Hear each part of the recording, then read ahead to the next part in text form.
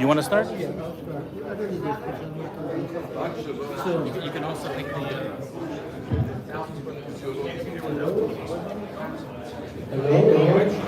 Hello. Welcome back. We have a slight lighting problem, so we're going to set up a portable light. In the meantime, let's start out. I'll speak for a few minutes before we get on with the show. There's a paper on each table, a list of years. If everybody could look at it. It says the annual immigration to Israel from North America. My name is Tzvi.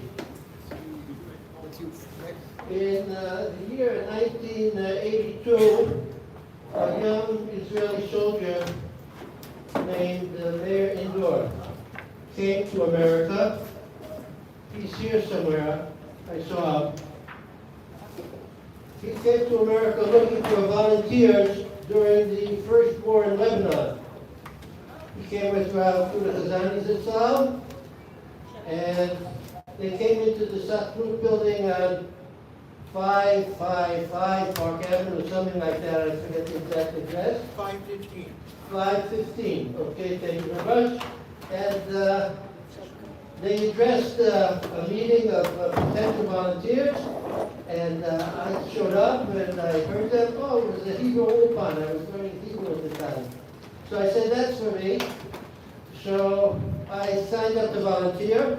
And the volunteer project turned into what's called today Sarel. And it brought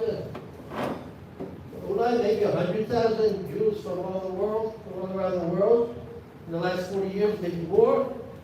And Meir and Rabbi Kazani, they didn't have any money to pay me. They wanted me to be the director of the project in New York while they went back to Israel to welcome the volunteers. One of the volunteers, Jonathan Bahar, is sitting here right now to help you make Aliyah.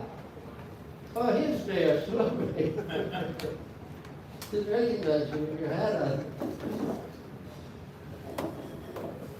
The kids, Meir talked to the Sukhnut, the Jewish agency, and he arranged that I would work for them in the public relations department of the Aliyah department. And in the meantime, I would help organize the American volunteers who were going to Israel. So I worked for 2 years in what was called the Israel Aliyah Center. This was 20 years before Nefesh B'Nefesh was established. Nefesh B'Nefesh did not invent Aliyah. There's been Aliyah to Israel for many, many years. They will deny that. And I want you to look at a very interesting thing. The year I worked for the Israel Aliyah Center, in 1983, we sent 3,806 Olim from North America to Israel. That was in 1983, that's 40 years ago. Now, if you turn the page and look at 2021, that was the highest that Nefesh B'Nefesh ever sent to Israel. It's 4,400.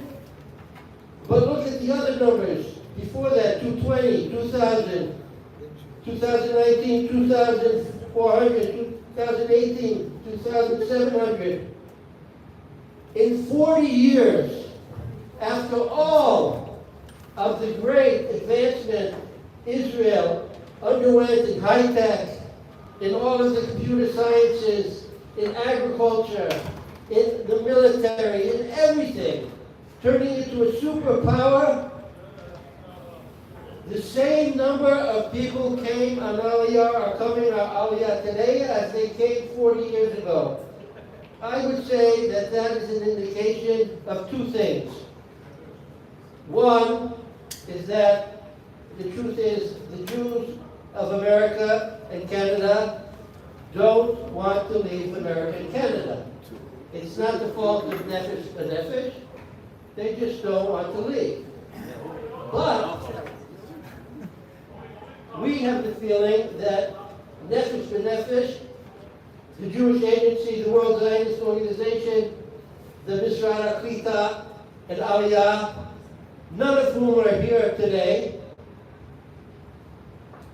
that they could work harder, or they could work in a different way to bring more Jews to Israel.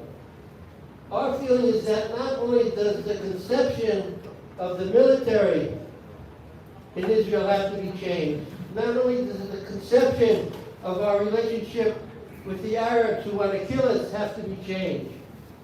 Also, the conception of Aliyah has to be changed. One of the reasons, I think, that the Aliyah was so high in the year that I worked there, it wasn't because of me, it was because of Meir and Rabbi Kazani, and at the same time Rabbi Levinger sent 20 shlichim in Gush Emanim from Gush Emanim organization to bring families home. Oh yeah, I hope you're not filming me. I don't want this to get out. This is to be edited. Okay. That's the whole thing out. Shabbat is on its way. Rabbi Levinger came with 20 spirited guys, energetic guys. They made a big balagan. And there was spirit. There was energy. The young kids in America, like Jonathan and myself, got turned on. Hey, these Israeli guys, they're kind of fun and crazy, and they're real guys. They're soldiers and guns, and this is the real thing. We got excited. We wanted to come. So we came up with the idea, Jonathan and Meir and Josh, let's send Aliyah commandos to America. Let's send this summer 100 Aliyah commandos, spirited young guys, energetic young guys, to 50 communities, to Boca, to North Miami Beach, to Teaneck, to Los Angeles, all over America, to meet the young people and tell them, you have a choice. You don't have to go to Harvard or Columbia. We have to wake them up. HaKadosh Baruch Hu is helping us already. He's giving them a big pak on the tuchus. But it's not enough. Somebody has to explain to them what's going on. We proposed this idea to the Ministry of Aliyah and Klita, to Nefesh B'Nefesh. It's like deaf ears. They have the money. We don't have money. They have the money. Somebody's giving them money. A lot of people are giving them money. Why aren't they here tonight? Because tonight we're going to talk about changing the law of return. The law of return was amended in 1970. There was a clause, the grandfather clause, which allows anybody, by a Jewish grandfather, even though he married a non-Jew, and even though those children were non-Jewish, those children married non-Jewish people, so all of the guy's grandchildren and the wives of the grandchildren and the grandchildren's wives that they marry, all of these non-Jewish people can come to Israel and become citizens under the grandfather clause. Today, the majority of immigrants to Israel are not Jewish. Theodore Herzl would roll over in his grave. Is that why he helped create Medina Yisrael? There's a problem, a big problem here. The Knesset member Simcha Hoffman, Rothman will be here a little later. He'll explain to us he's trying to change the law. He's trying to cancel that grandfather clause. It's a serious demographic problem. It's a serious problem leading to assimilation, leading to a weakening of Jewish culture, leading to all of these people voting for Lieberman. I don't want to get this into politics, but it's the war against the ideology, the traditions, the religion of the Jewish people here in Israel, and it's being backed by a lot of Gentile money. We're at a war, a spiritual war today, not only a war against Hamas, Rabbi Eliyahu, Mordecai Eliyahu, who just wrote a letter calling on all rabbis across the globe to send people on Aliyah. Shmuel, the son of Rabbi Mordecai, may he rest in peace. He gave a shiur at Mol, a Torah class, and he said, every day the commander of the Central Command, who's in charge of Yesha, Yehuda Fox, he sits with an American general, and he has to report to this American general what's going on in Yesha. And the American general immediately calls up his connection that's connected to Biden, and that's why Biden is so worried about this yeshuv has one more caravan, and this has one more olive tree, and he makes a big world issue about young 18-year-olds putting up a few caravans on the hillsides of biblical Israel. This is all the influence of non-Jewish money and non-Jewish people who have integrated into all parts of Israeli society. So this is one of the things we'll be talking about. Thank you very much for coming. We're going to ask everybody to give their feedback later on in the evening. And I'm turning the microphone over to Joshua Wander, who will be the MC Erev. And please hold on to your questions, and we'll open up the session for everybody later on after we eat a little something in Governmental. Thank you, Tzvi. Tzvi is really the real Aliyah commander. Here in Israel, when you're a commander in the army, as Mayor Indor could attest to, the commanders in the army say, Acharai, after me, and they're the ones that first are led into battle. Tzvi Fishman is definitely one that leads one into battle. Sometimes he's a little bit too quick on the gun, because he forgot that we start every session, every event that we have, with a blowing of the shofar that we have to blow in order to call our brethren, our brothers and sisters around the world back home. So we're going to blow the shofar. Yeah, that's what it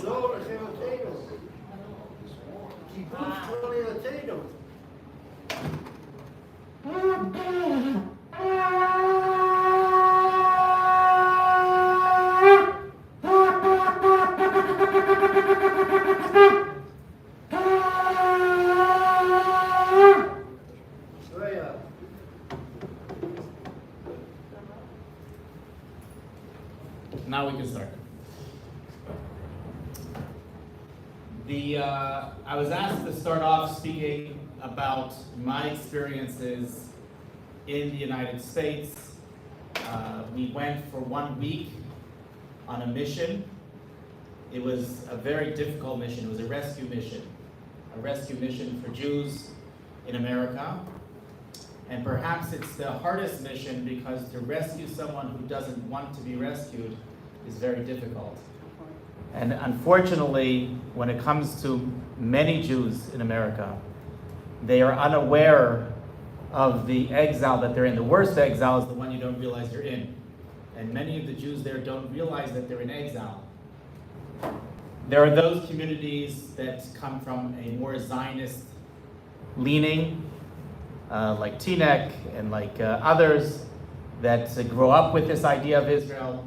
There are others that are living in bubbles, what I call bubbles, around the United States, whether that be in Lakewood or in Muncie. And they don't really feel what's going on necessarily, the reality of what's going on the ground outside of their little bubbles. And then you have the rest of the country, the United States, where there's a 70 to 90% assimilation rate, where we're managing to do to ourselves what Hitler, Yamach Shemo, was not able to do to us. And we're losing the Jews very, very quickly. That is one danger. We have the assimilation and the spiritual danger, but there's also a physical danger. The window of opportunity is closing very rapidly for Jews around the world. The United States is not going to end any differently than any other exile that has ended throughout history. Every Jewish exile ends the same way. Every empire has a rise and has a fall. I think everybody in America, Jew and non-Jew, feels that the United States is right now in a free fall. And there are some that claim that the upcoming elections is going to resolve that, whether they're on one side or the other. But our feeling is that regardless of who gets into power in the next election, it is going to be a disaster for the Jewish people. And that's not to take away from the great things that President Trump has done for Israel in the past. But the United States currently is on the brink of a civil war. Whatever happens, whatever the results of the upcoming elections, half of the country is not going to accept the results of the elections. It's very scary. I may have mentioned in the last conference that my gauge of how do I know where it is safest for a Jew to be is where you can openly be Jewish in the streets. And here in Israel, more than ever before, people are openly Jewish in the streets, while around the world, people are hiding the fact that they're wearing a kippah, they're hiding their tzitzis, they're hiding their Moged Davids, they're hiding the fact that they're Jewish. I may have shown this last time, I'm going to grab it again, hold on.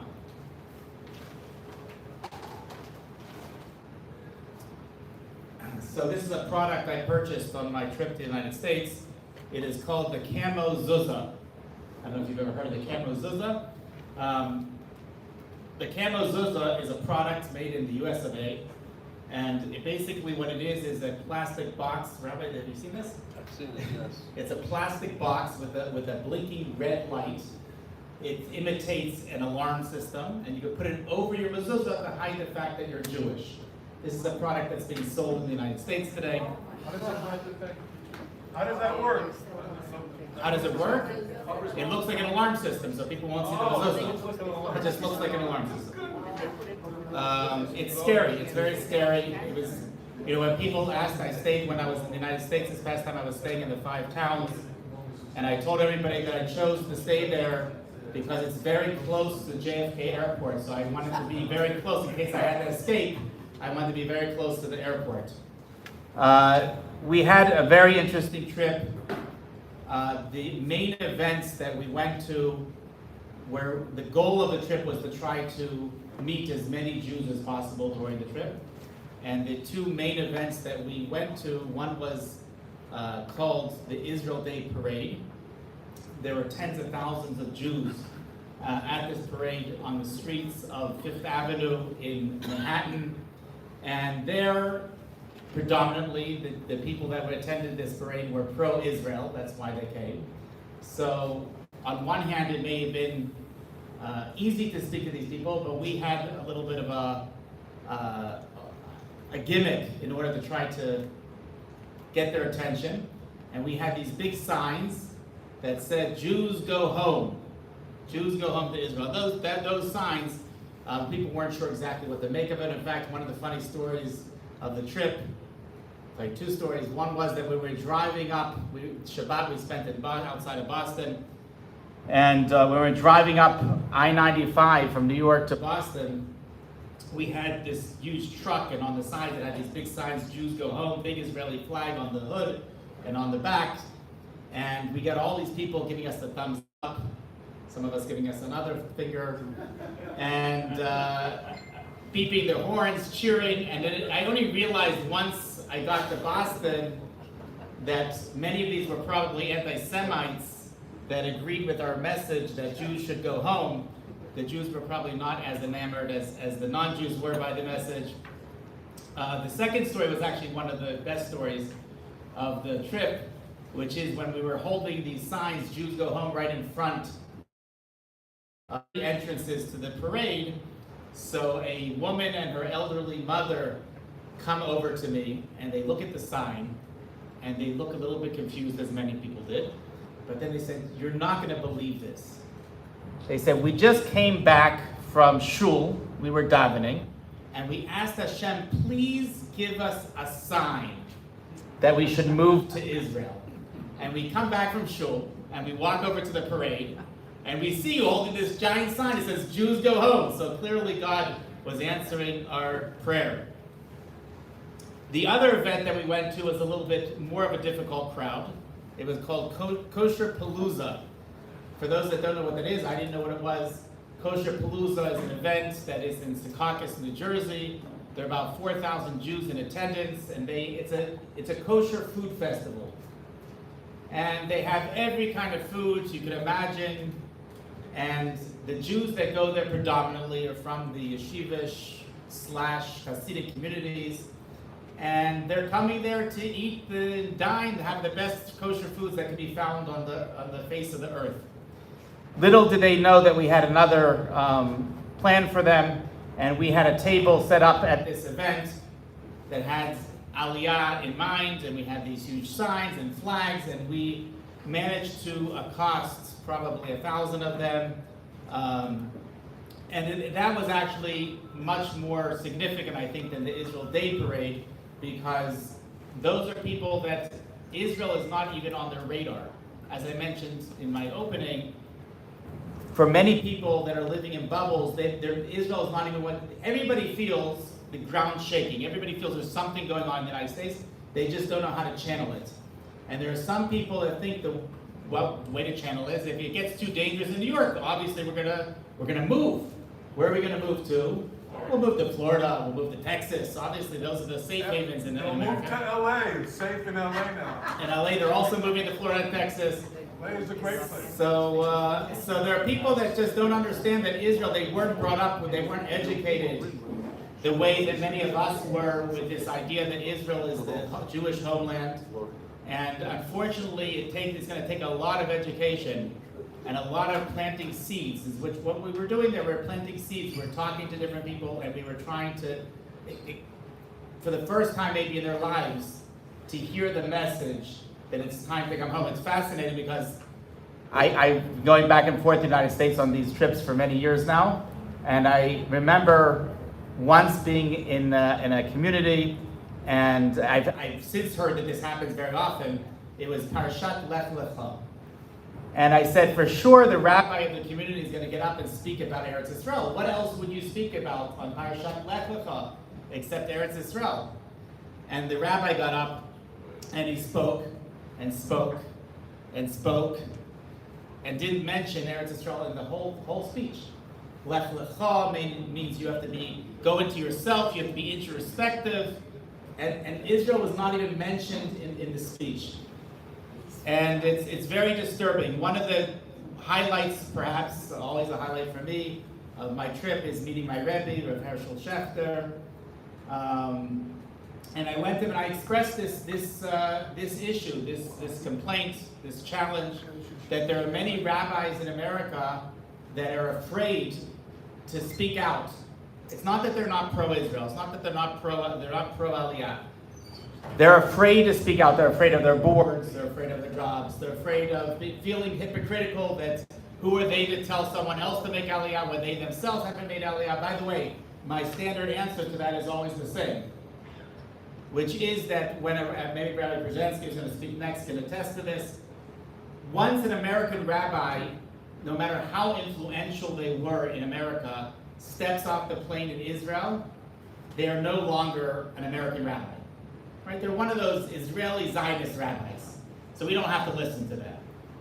While they're in their positions in the shuls in America, in the communities in America, that is when they have the most potential. That is when they are actually able to influence their followers and their congregants. Once they come there to Israel, it may be too late to have that type of influence.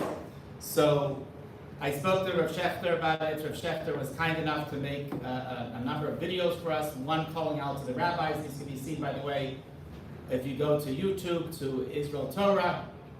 One of them is calling out to rabbis in America, and basically says that just like you have an obligation as a rabbi in America to speak about all different Torah laws that are necessary for us to keep. You have to speak about the laws of Shabbat, and you have to speak about the laws of Kashrut. So likewise, you also have to speak about the halakha that Jews have to be in Eretz Yisrael. They have to get up and they have to move to Eretz Yisrael. That's one of the obligations of all rabbis to speak about in their congregations.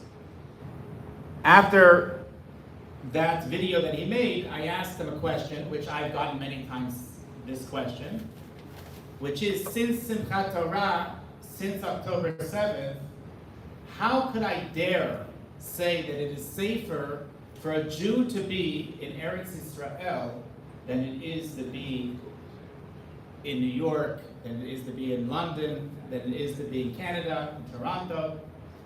What are you talking about? These mass massacres of Jews they're not happening where we are. They're happening in Israel. So I asked Rav Schechter for his opinion on that also. He immediately, even though I wasn't playing a video, I said, turn on the video again. I have something to say about that as well. And he gives, and I'll leave that as a teaser. You can go and listen to what he has to say. He clearly does not believe that that is true. And he believes, as we do, that Eretz Yisrael is the safest place for a Jew to be. There's an interesting midrash. I'm sure I mentioned it at a previous conference that we've had. There's a midrash that says, La'osid Lovo at the end of times, that the Eretz Yisrael is going to look like a huge hurricane. And Jews that are outside of the land of Israel, they're going to be looking at Israel, and they're going to see this huge hurricane, and they're going to say this is for sure the most dangerous place to be. But those that are in Israel, those that are in the eye of the storm, they're right in the middle of this hurricane, it's going to be completely calm here. The calm of the storm. It's only the people that are looking from the outsider that are going to see that this is the most dangerous place to be. Indeed, we believe that this is a very, very scary and dangerous times for Jews around the world. It's getting scarier by the day. Everybody feels it, and our call is clear that it is time to come home.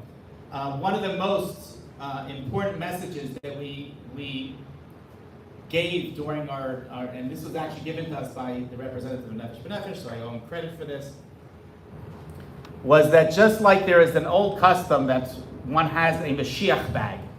One has a bag set aside for when the Messiah comes, with a suit in it, and a nice tie, and a nice hat, put everything ready so when the Messiah announces that he's here, that he's come, you have everything ready to be put on. So he added that in addition to having your suit and your tie in this bag, you should also make sure to have a valid passport. You should have your letter from your rabbi that says that you are eligible for Aliyah. You should have your birth certificate with a pastille. All your paperwork should be ready. So when it comes time to make Aliyah, the thing that delays Aliyah the most is that people don't have their paperwork together. There were times, even during Corona, that people couldn't get this paperwork, right? The offices were all closed, and there was no way of getting the paperwork. People were desperate to get the paperwork in. If you have that all together in your Mashiach bag, then you're already a step ahead of everyone else that is going to be online to get into the Eretz Yisrael.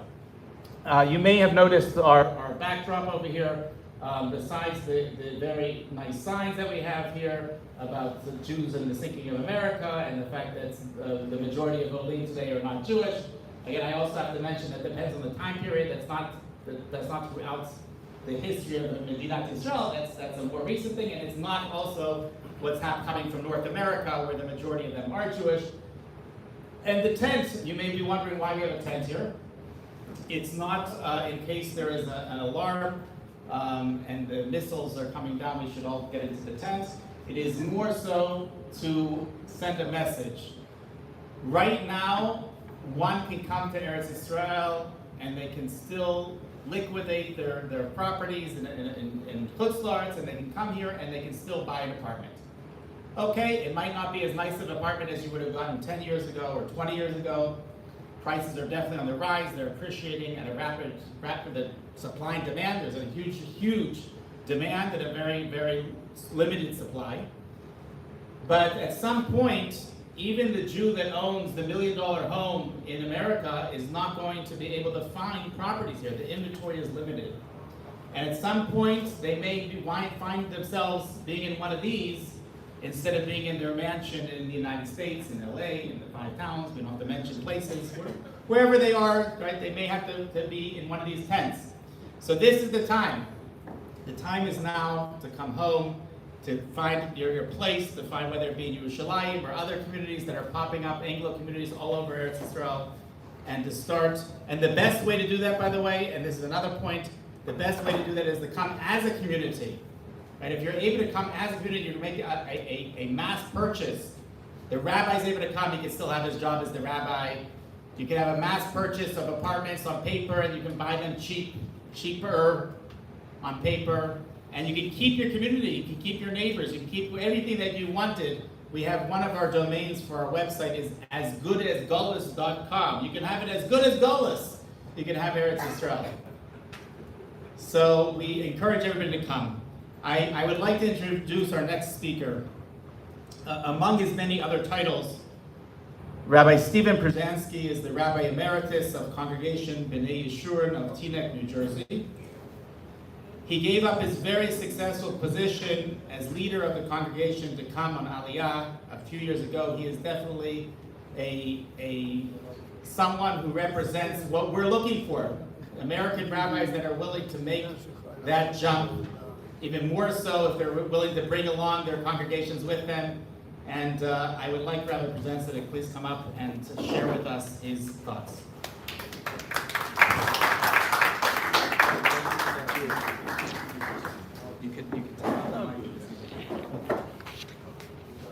Josh, thank you very much. Thank you all for coming. It's a pleasure to be here. Mayor Indor, whom I hosted in my shul in Kew Gardens Hills many, many years ago, in the 80s, said to me I should tell what the reaction of the community was when I announced I'm making Aliyah. I remember it vividly. It was Parshat Bo in the year 2019, and I said, my wife and I are making Aliyah, and the response was, good, go already. No. The response was, an audible gasp of the 500-600 people who were there, as if to say, what's wrong with you? I mean, we thought you were an American Zionist. Go to the parade, give money, visit, but make Aliyah? No. But they knew, being somewhat facetious, they knew that was our goal, that was our objective. And Yossi Balma can tell you that in our shul, it was addressed many, many times over the years. I want to thank the organizers of the conference today. Thank everyone for coming. Everyone here is dedicated to the mission of bringing all Jews to the land of Israel. Everyone is filled with this passion, and it's most appreciated. We need siyata d'shmaya as well, the help of heaven, to convince the Jews what is in their best interests and what is in their future as well. Yes, sir. I haven't said anything yet. Can you speak a little closer to the microphone? How's that? Thank you. Okay, I can speak louder also. Yeah, so we need siyata d'shmaya, and we need good arguments to make.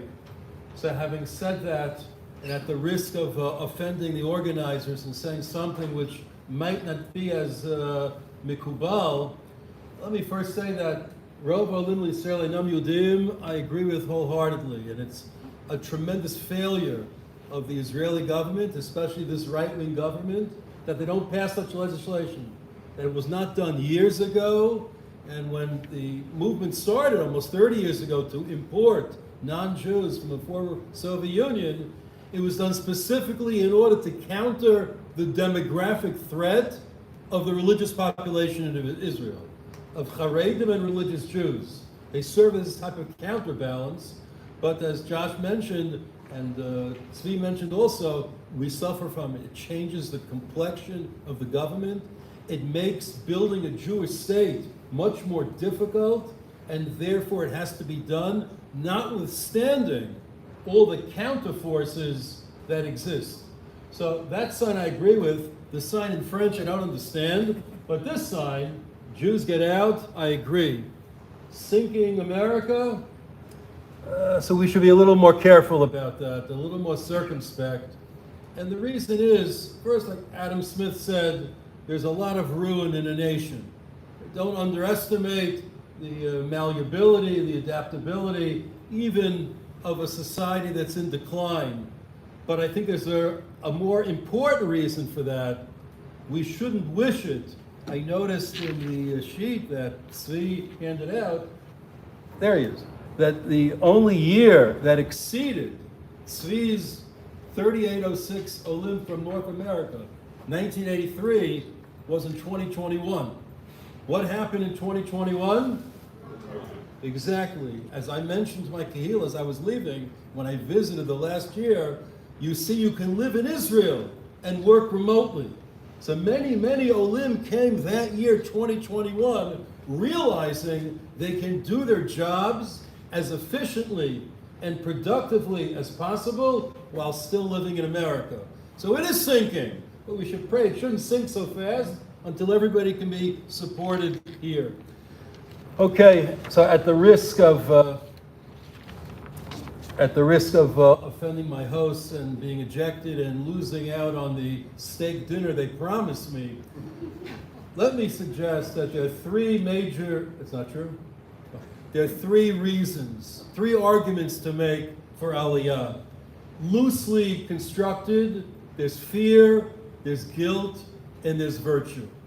So let's talk about the fear, which is a pressing issue. At the risk of getting the hook, I have to say that fear never worked in the West. It's just not believable, and I don't believe it's going to work now either. Fear is not the lived experience of American Jews. Even now, everything is relative. So say that, Jew hatred is bad, and campuses are no good, and Jews are being attacked all over the country, on the streets, and the woke culture is inimical to Jewish interests. The culture certainly militates against Jewish values. The Jewish era in Hollywood, whether it's Jewish ideals or Jews themselves, that has passed. In America today, Jews are considered, at best, a disfavored elite, part of the governing structure, the white governing structure. So there are many hostile environments, and there's much unpleasantness. And today, last, I would say 2 years, something which is, well, maybe 5 years, unprecedented.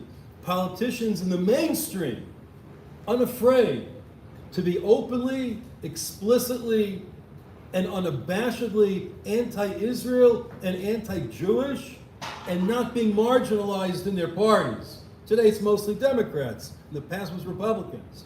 But they're not afraid of marginalization or being ostracized.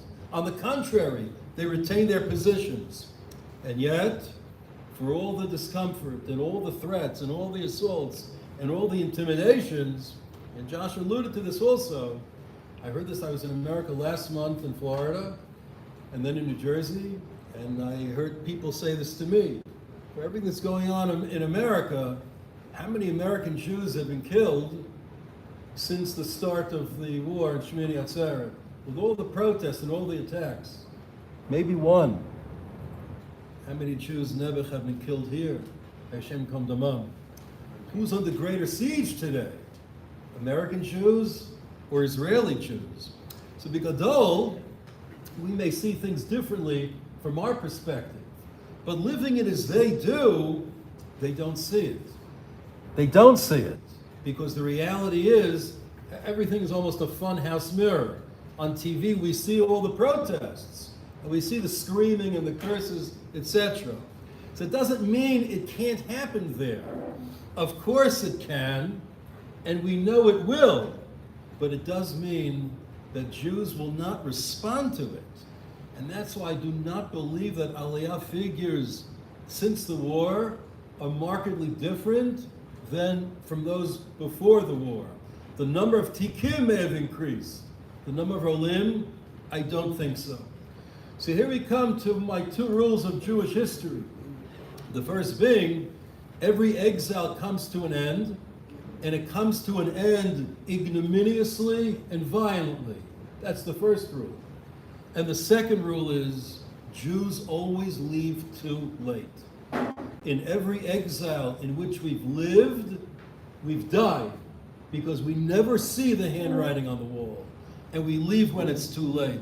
So we can try to repeal the second rule, and we probably should, but we'll likely be as successful in that endeavor as we would be in repealing the first rule. And don't underestimate something else.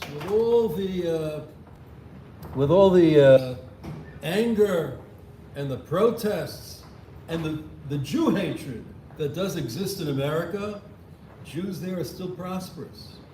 And it's a very accommodating country in many, many different ways. I was in Washington last week for 3 days. I work for an organization, we do education in Congress. And I didn't realize till the week before that it was smack Juneteenth right in the middle. I was there Tuesday, Wednesday, Thursday. It was back already Friday. And nothing happened Juneteenth. It's a Wednesday. It's a federal holiday, the newest American holiday.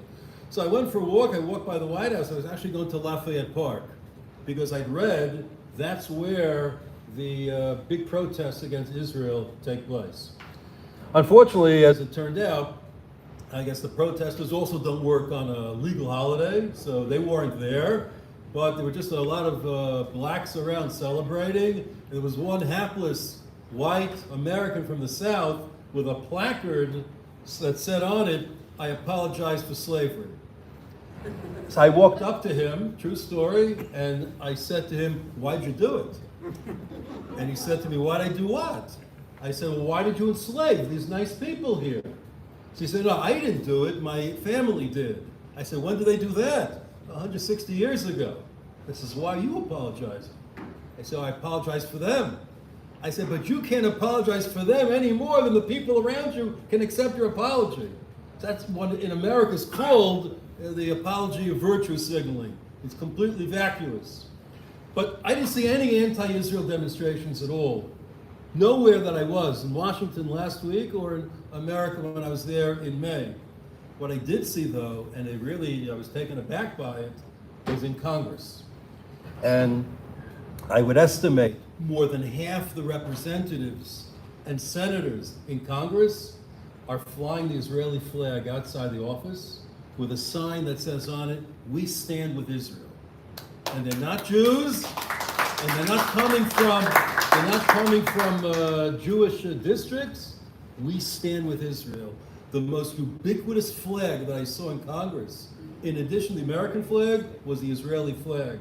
And the first office we went into, say it, because this is what struck me. The ground floor of the Hart Senate office building, Senator Rick Scott from Florida, has a sign as big as this with all the pictures of the hostages. That's what greets any visitor to his office. And most visitors are not Jews. So it's a very accommodating place. We had the night off. I took my boss, who's not American, to a baseball game Tuesday night, the Washington Nationals game. All right? And those who don't know, many, if not most stadiums in America now, you buy kosher food. There's a kosher grill there. So we're standing online, you find mincha, ma'ariv, everything you want to do. So it's going to change. Of course, it has to change because that's the natural consequence of every exile. But it's not going to change soon enough that it's going to matter. Yeah, there's talk of Aliyah, but what I heard is that there's more talk of self-protection. And where I served in Teaneck, hundreds of people have received licenses and purchased firearms in the last year. So yeah, they're locked and loaded. The extent, I remember one of my members, a big gun guy, said to me 3 years ago, he's interested in Aliyah, but he's a big gun guy. And he said, "I would not make Aliyah until I knew I could carry a gun in Israel." It's very hard for an Olet to get guns. Meaning, an Israeli Jew, certainly an Olet can't get a gun for a few years, and even after that it's not so simple. It's easier in New York and New Jersey now to get a firearm than it is in Israel. He said he's not willing to risk his self-defense or that of his family to anyone else, only himself. And until that's, maybe a little extreme, but nonetheless, that's what he said to me. I spoke yesterday to friends of mine who live in New York. They were grievously injured in a terrorist attack here over 20 years ago. And I said what I'm speaking about. And they asked this question. I'm interested in what Rav Schechter said. Because we said, where is it safe to live? He said, come to Israel. Can we live in Otef Aza? Can we live in the Galil? Can we live in Yudan Shamron? Where should we live? In the Merkaz? Like, where are you not subject to rockets or missiles or attacks?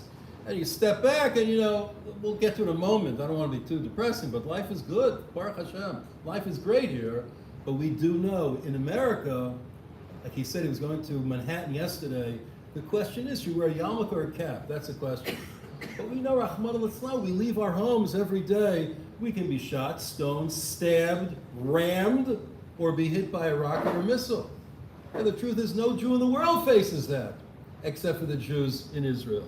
That's our challenge, that's our schut. But nonetheless, that's why I think fear is a very hard sell, which brings us to guilt. Guilt is also a struggle. I mean, what can we say? Tekat Mishofar Godol Artzenik, sound it again. Baruch Hashem Mekadesh Nitchem Yisrael. How can you say that 3 times a day in the davening? That God gathers the exiles of Israel and not see yourself as part of the bracha, right? Nobody says that bracha of kibbutz galiot and thinks it doesn't apply to me. They don't say the bracha for sustenance or for health, refainu, and say it doesn't apply to me. Why would they think that doesn't apply to them?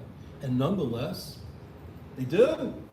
Kol adar b'chutz la'aretz domek mi she'ein lo Eloka. Person lives in chutz la'aretz as if he has no God. The Gemara says in Ketubot. They don't see it.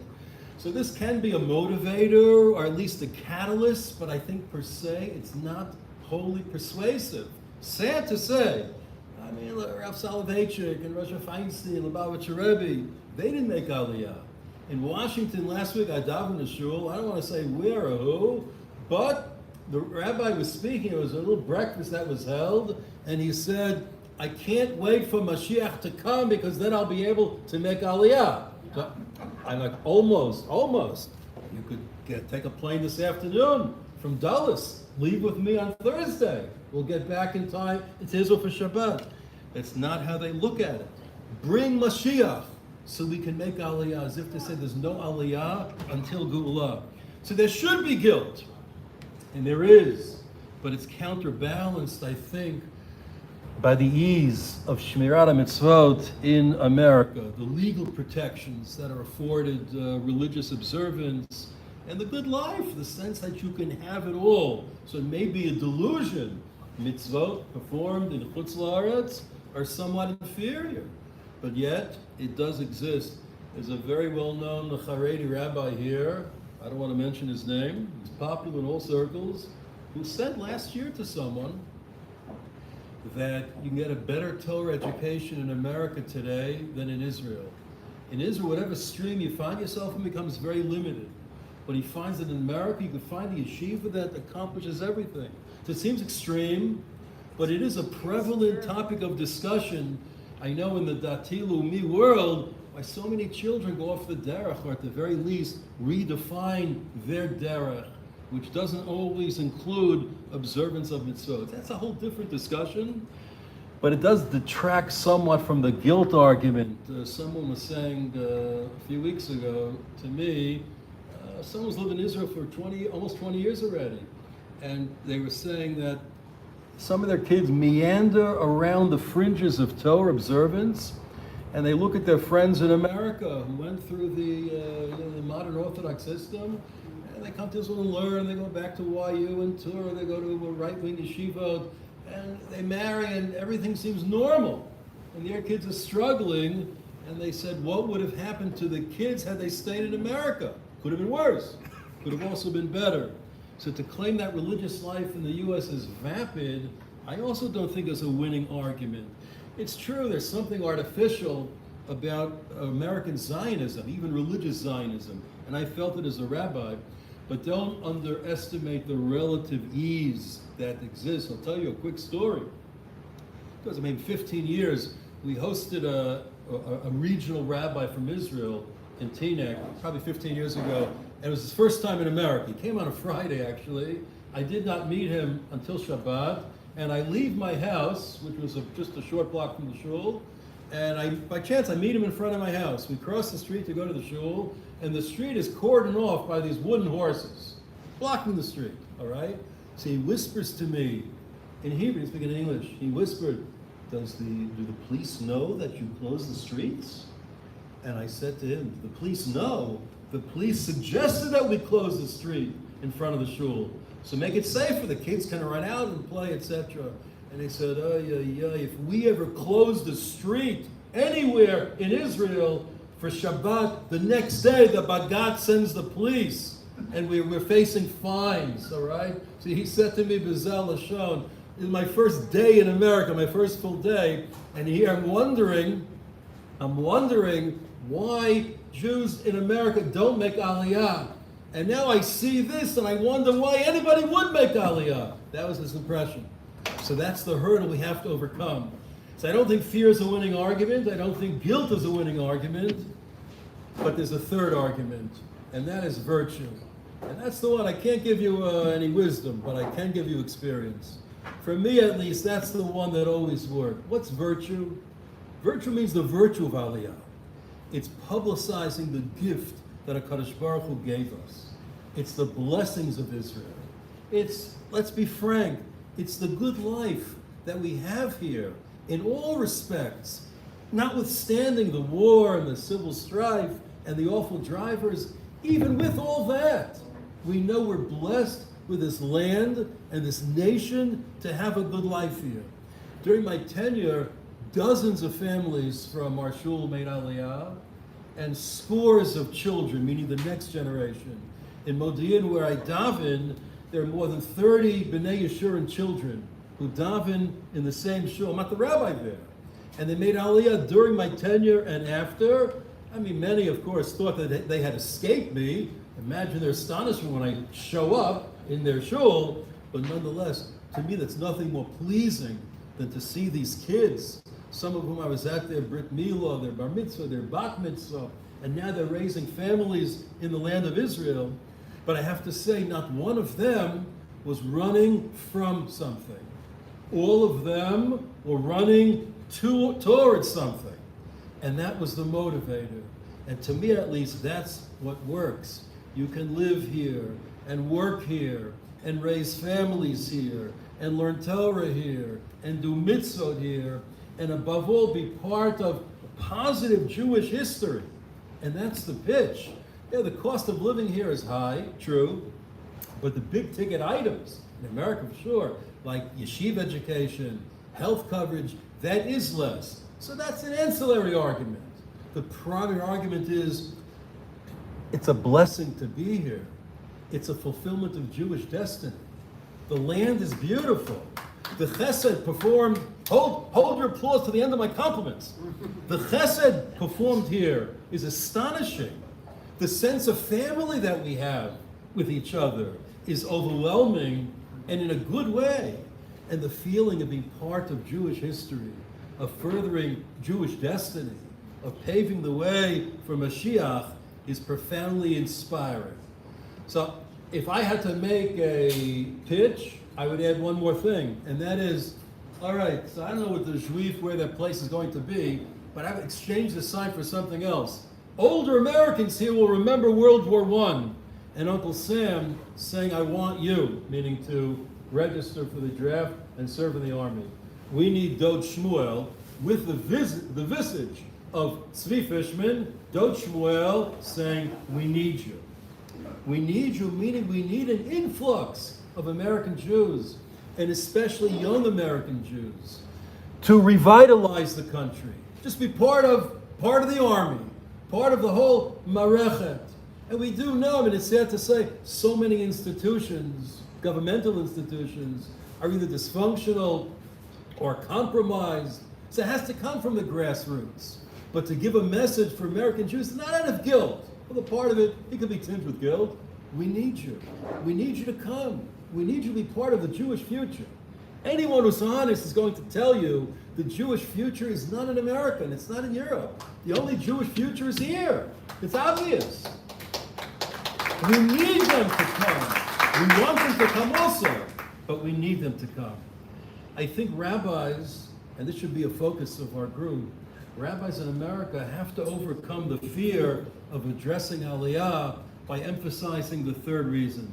The first two are going to be addressing deaf ears, but there's so much that rabbis can do here in Israel, especially American rabbis. There's not many pulpits in Israel that are available, but nonetheless, there are organizations that train people to be community rabbis. Even the idea, it's a little foreign in Israel, that a rabbi can engage with people and be part of their lives and be shepherds. That's not yet so common here. And it does present Israel with a new model of rabbi. It's a counterforce to the more distant model, to Haredi rabbis, etc. So what a rabbi will do here is very individualized. And much depends on talent, on family dynamics, on age and opportunities. But there's a world of things to do in Israel, and we're blessed with that.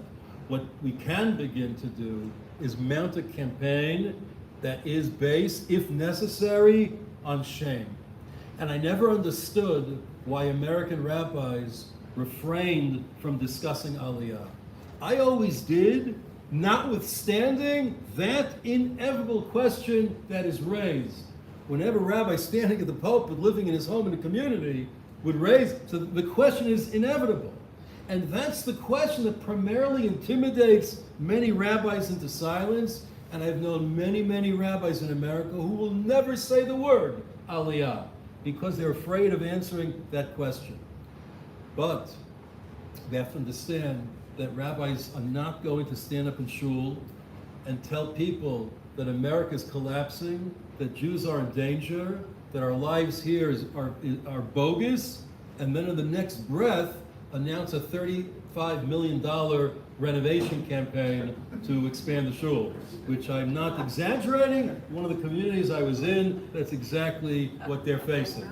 Things are bad, but let's build a bigger shul and secure our future that way. What they can do, and maybe this involves shame also, is to teach people that we're approaching Yemot HaMashiach. We're approaching the end of days. And the culmination of Jewish history is right in front of our eyes. And we have a choice. And this is what I said almost several times, but I left my people with this. We have a choice to be spectators or to be participants, catalysts in Jewish history. That's the choice. Spectators or participants. To be at a parade is a spectator. To be here on whatever level is to be a participant. I believe that regardless of what we're told, already today a majority of the world's Jews live in Israel. This is natural, this is normal, and this was what was prophesied to us. Yirmiyahu said, "V'shavti et shvutchem," God says, I'll restore your captivity. V'kibatzti etchem mikol hagoyim, I'll gather you from all the nations. U'mikol hamakomot asher hidachti etchem sham.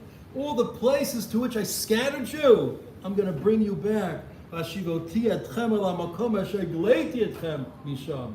I will bring you back from all those places to which I exiled you. No matter how pleasant it might seem now, nonetheless, you are coming back. And then, like the Navi said, we will merit v'nekdashti vam le'enei hagoyim rabim. Will be sanctified. My name will be sanctified there in the midst of many nations in the world. Imagine if the nations of the world saw en masse the Jewish people returning to the land of Israel. Not out of fear, not out of guilt, but out of a recognition, this is what God wants from us. This is what the Torah asks of us. And this is what Jewish destiny demands of us. If that would happen, the nations of the world would stand up and say, oh, this is a people worthy of our respect, worthy of our admiration. I dare say they would respect even more our claims to the land of Israel. And that itself will herald Biat Mashiach Tzidkenu B'mheira B'yameinu. Amen. I thank you very much.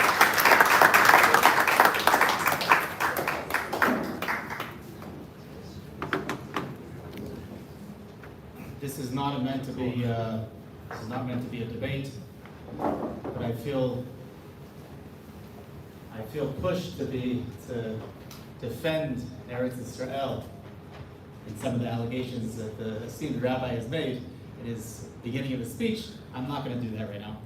Just to say that we believe, as organizers here, that there's a trifecta effect that's happening today, where fear, guilt, and virtue can all be used, and different messages resonate with different people. There are some people that hear one and they ignore it, another one hears another one and it resonates with them. And I found, speaking to thousands of Jews about Aliyah around the world, that it's really that trifecta of speaking of all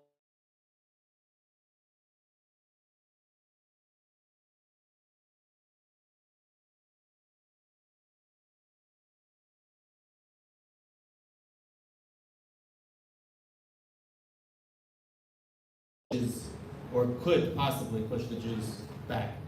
In the end, I have to agree 100% that it's all siyata d'shmaya. I always tell people that I'm not a follower of Avram Fried, so I don't believe that no Jew will be left behind.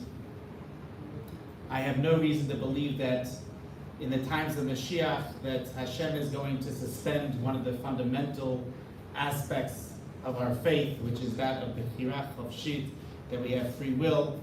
Those Jews that want to come home, they're going to come home, and those that do not, there's no reason to believe that they're going to be forced against their will to come here. Just like in Mitzrayim, that 80%, according to some, did not come back. They perished in the plague of darkness. I believe there's going to be similar proportions. I hope they prove me wrong, and I hope that's not what's going to happen. 1/3, some they haven't figured out. 1/3. Different opinions. Yossi saying 1/3. So the point is that I think that we have to use all the ammunition that is in our arsenal in order to try to bring as many Jews home in whatever way we can, as soon as we can. And that is one of the goals of having this conference today. We're coming up on a break for Mincha. So there's going to be a food break and a Mincha break. Is that right, Svi? Do you want the rabbi to speak first? Okay. So we're going to have one more speaker, and then we're going to have a break for Mincha and food break. Rabbi Yosef Mendelovich served in Soviet prisons for 11 years for attempting to hijack an airplane to freedom in Israel. Along with his comrades, he was one of the leaders of the struggle to free Soviet Jewry. Today he teaches at the Machon Meir Yeshiva in Jerusalem. I'm honored to call upon Rabbi Mendelovich.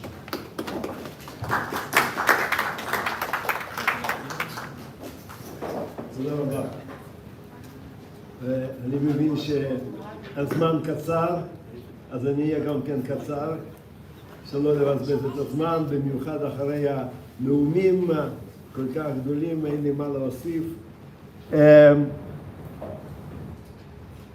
כשאני מדבר, במיוחד בחוץ לארץ, הרבה בטינק, לכן אני מכיר טוב את הרב רוז'נסקי, הבת שלי הייתה שם 3 שנים בשליחות, עכשיו חוזרת בחודש יוני, חזרה הביתה.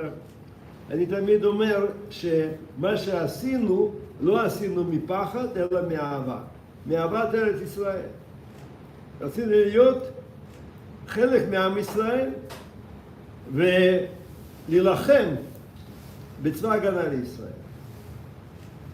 אני חושב שזה בעצם מה שאומרים הנואמים כעת, שאנחנו לא באים גם מחוץ לארץ מפחד, אלא מתוך אהבה גדולה ורצון להיות חלק מעם ישראל הלוחם.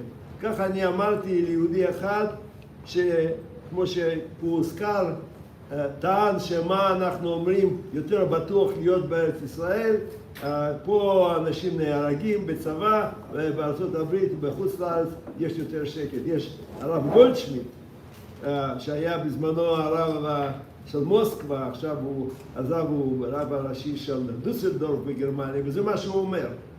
שצריך להיות בגרמניה יותר שקט, לא צריך לעלות לארץ ישראל, למה צריך לרדת.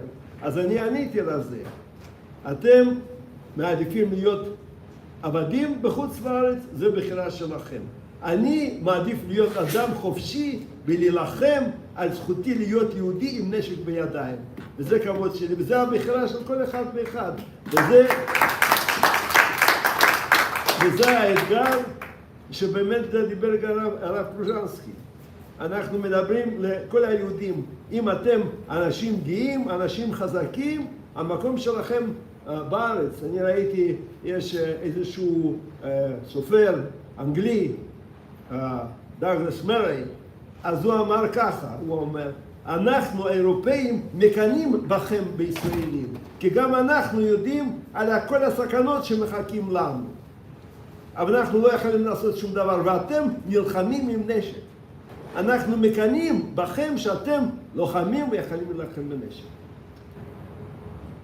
אני נהגתי הרבה לנסוע לארצות הברית במשך יותר מ-20 שנה, ודיברתי בדיוק על הדברים האלו, כן? הבאתי את הדוגמה האישית שלי, של אדם שלחם בעד חירות ישראל, גם בגלות, בגאווה.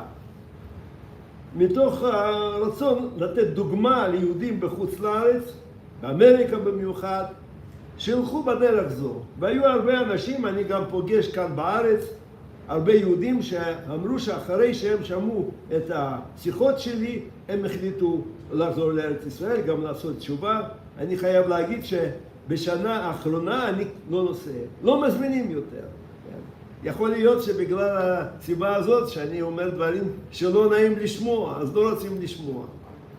בכל מקום, כל אחד יש לו תפקיד, ואנחנו נעשה את תפקיד, אני חבר של רב צבי כבר במשך 40 שנה כאן בארץ, אני תומך בו, אני הולך איתו יד ביד, אנחנו נמשיך, וכמו שנאמר בפרשת שבוע, היו 12 גנרלים שאמרו, מתוכם 10 אמרו, לא יכולים לעשות, לא יכולים להילחם.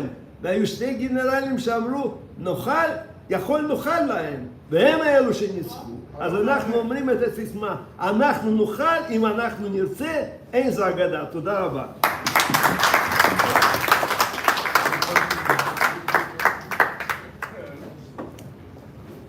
Okay, so we're going to have our break now, food break and mincha for those that need to do their afternoon prayer, and then we will start up right afterwards. We're scheduled at 7:20, so about 10-15 minutes now to have a break, and then we're going to start up again. We're having mincha where? Outside in the lobby.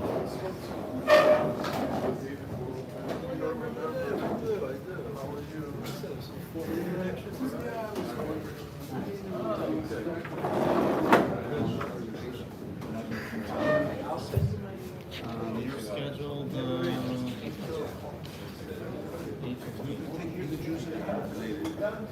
It might be moved up.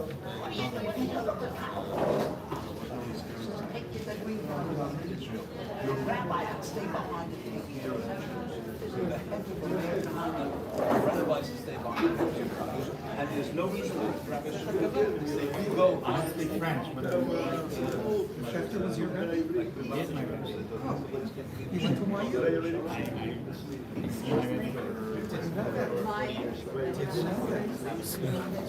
סליחה, אפשר קצת להחליף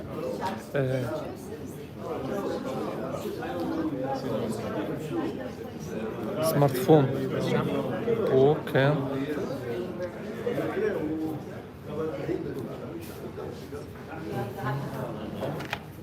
מיקרופון אפשר פה, אפשר פה, בבקשה.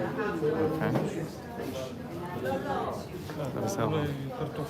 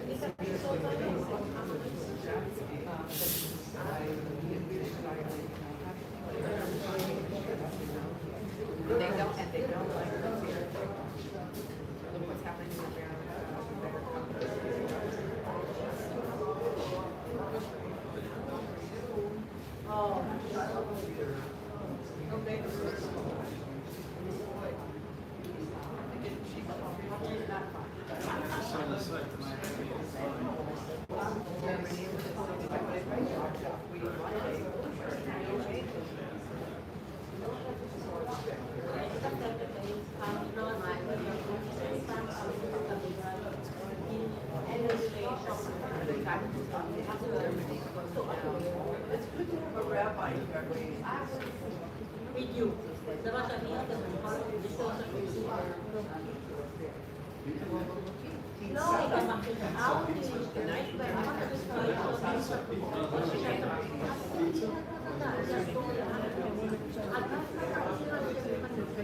לא הולכת לא הייתי לא מסתכל,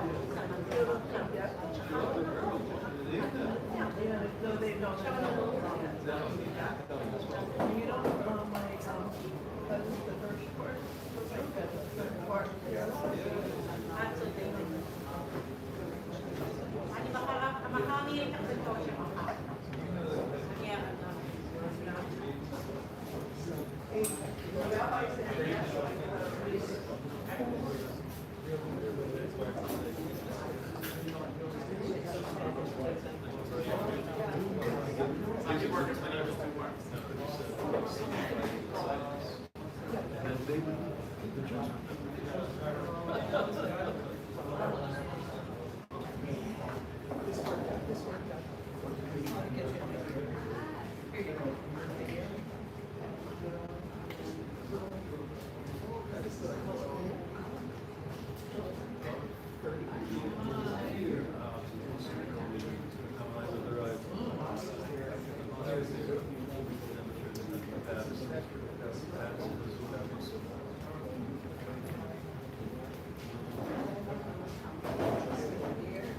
For those that are watching online, please stay tuned.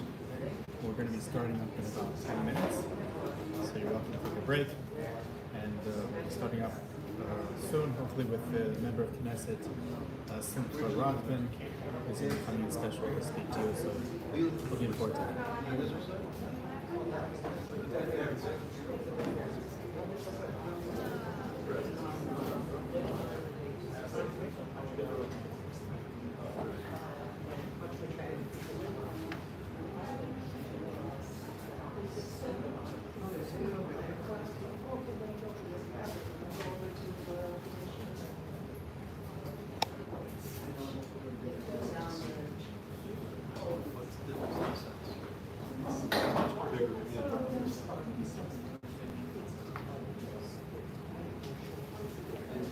Take the simple.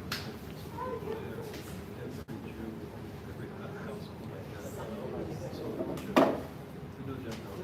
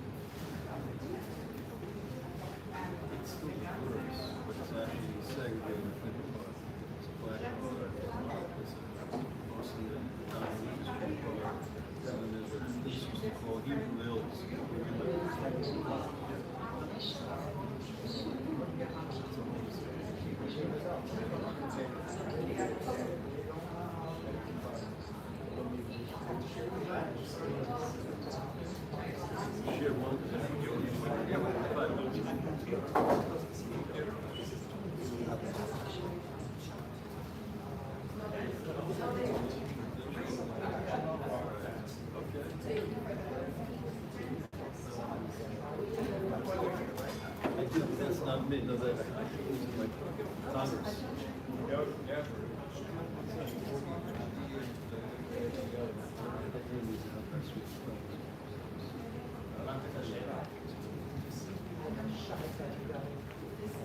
Someone said it today, I didn't see it.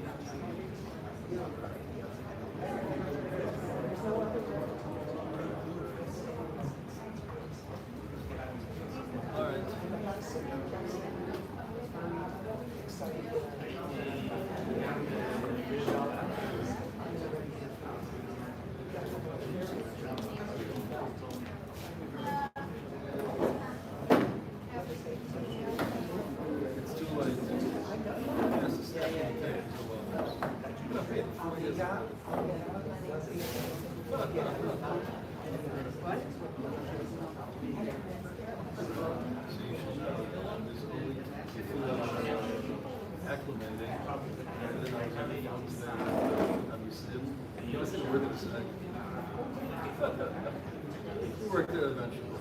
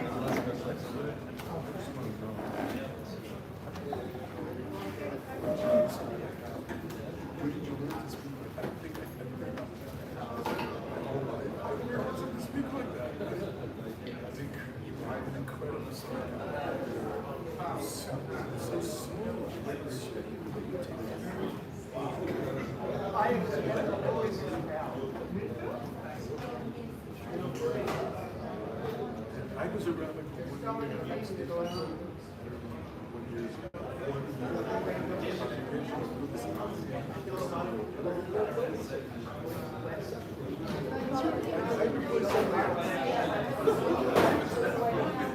for 1 year.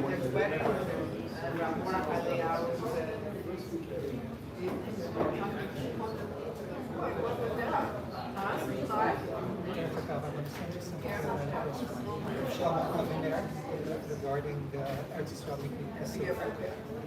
really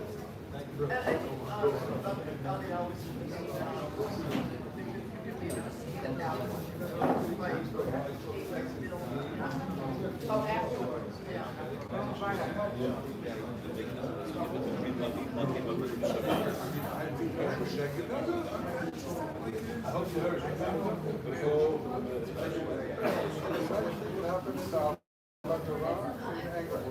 We started off at 35 minutes and we ended up at 50. That wasn't enough.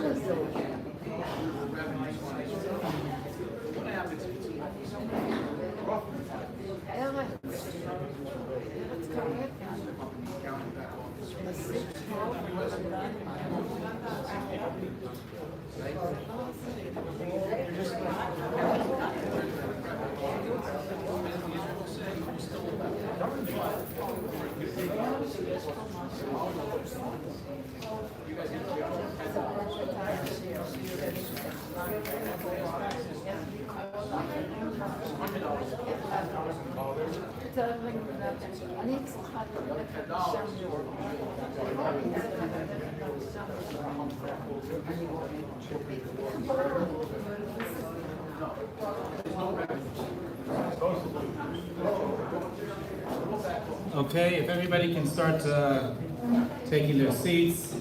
Are you ready?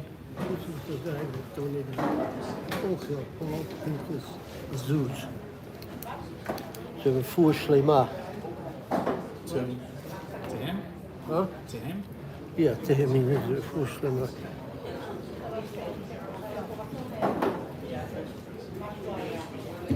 Those that are outside should start coming inside. Those that are in the bathroom should start making their way out. Those that are partaking of the kibbutz should also bring it to the tables over here. You're welcome to eat at your tables.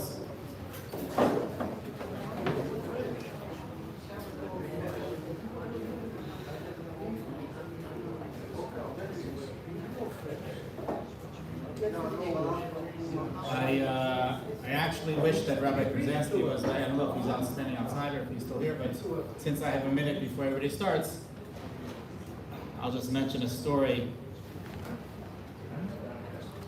We have been Zoka, I live on the Mount of Olives on Holiday Team, and we've been Zoka over the years to host close to 1,000 seminary girls, American seminary girls that come into Eretz Yisrael to learn. And for many years, I have gotten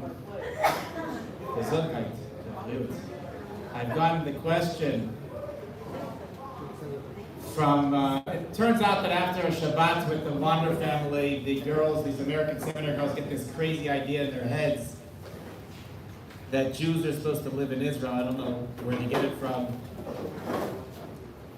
But there's always one girl, at least one girl at the end of the Shabbats that asks the question. She raises her hand and she says, but our rabbis tell us we don't have to live in Israel. And I've struggled with this question for many years because I'm not going to be the one that's going to tell an impressionable 18, 19-year-old girl that she shouldn't listen to her rabbis. So I wasn't sure exactly how I was supposed to respond to this question. And I once posed this. We had a radio show about Aliyah, and one of my guests on the show was a friend of mine, a rabbi in Beit Shemesh. Maybe some of you know him, Rabbi Danny Myers. And I posed this question to him. I said, these girls come to us for Shabbat, and they always ask this question, but our rabbis say that we don't have to live in Israel. What should I tell them? So Rabbi Myers told me that his answer, which I thought was brilliant, and I use it to this day. He said you should tell them that they always have to listen to their rabbis. That is one of the fundamentals of a Torah Jew, is that we listen to our rabbis. But he said you should continue, and you should tell them, you should know that there's one exception to that rule, and one exception only. And that exception is when it comes to living in Eretz Yisrael. He says, why? Why should that be an exception to the rule? So he explains that you see a theme throughout Jewish history, that the rabbis always make a mistake when it comes to living in Eretz Yisrael. When it came to this week's Parsha, to Parsha Shlach, you see that the Si'im, the greatest rabbis of the generation, the heads of the tribes, make the mistake, and they give a bad report about the land of Israel.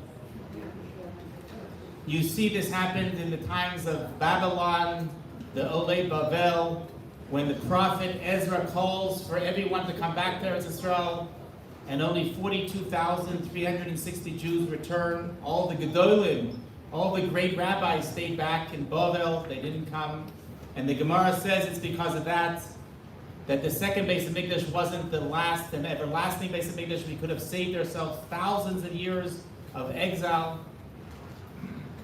And then finally, we know in the last generation of the Holocaust that the rabbis also, most of the rabbis did not encourage their followers to come back to Eretz Yisrael.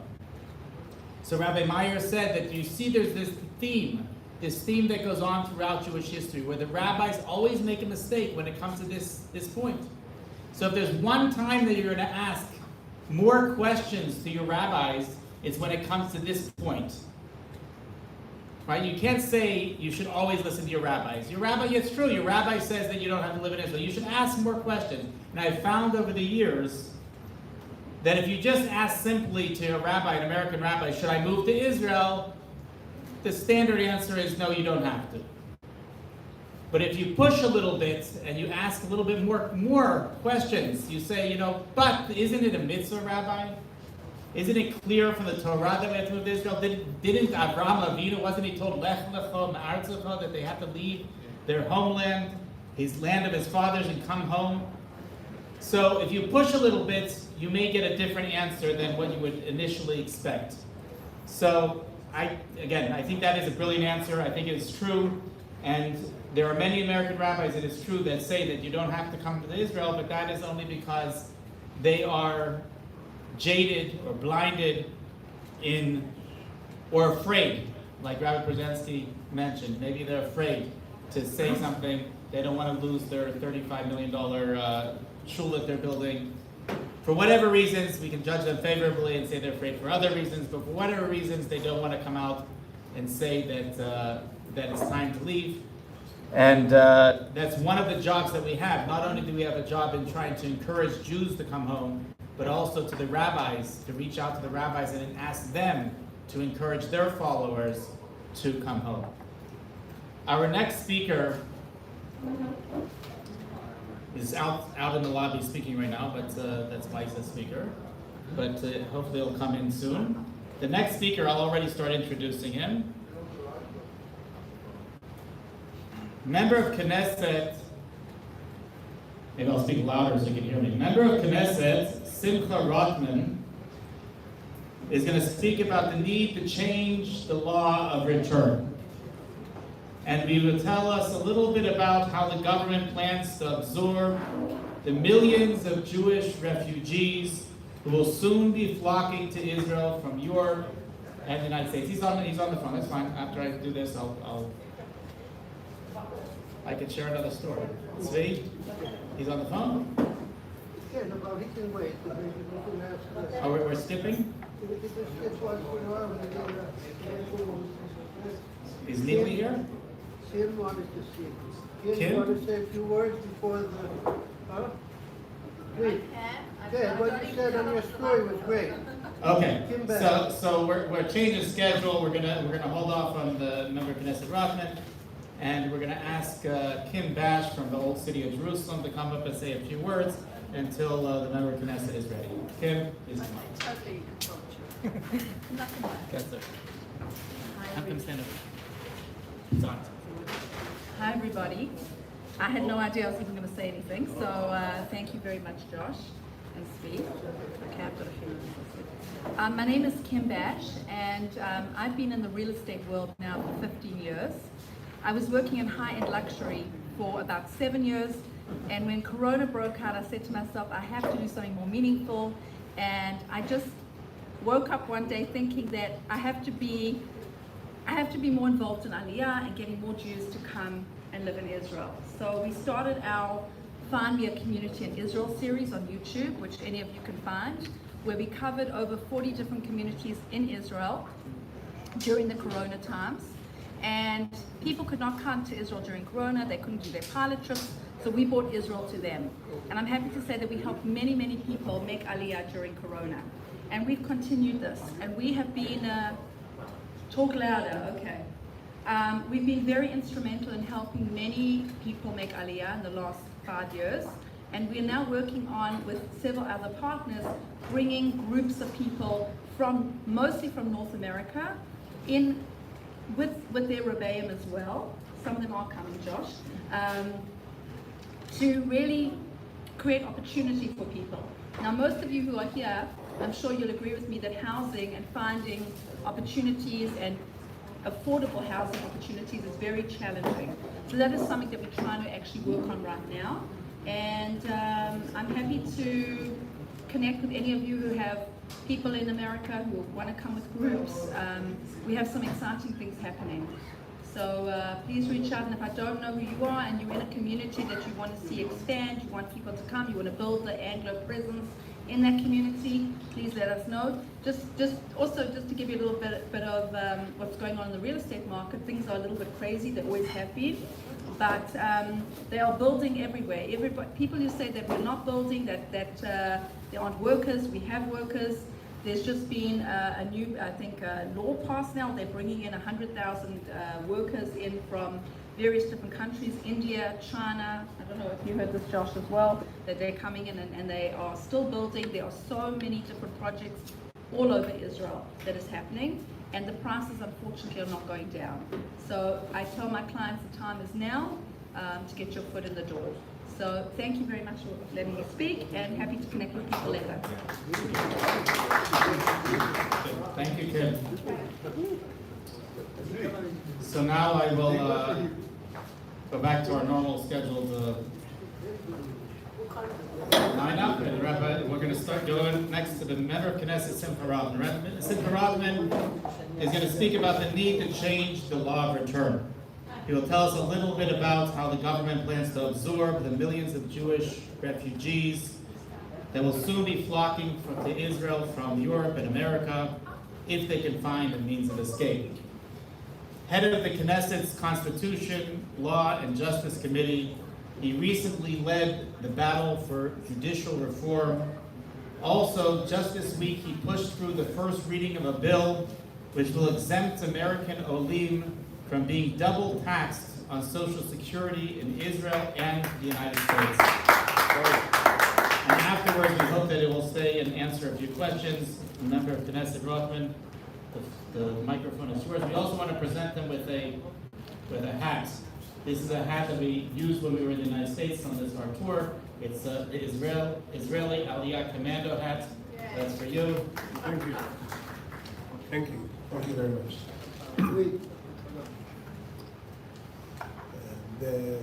The Hebrew announcement will be followed by an English one.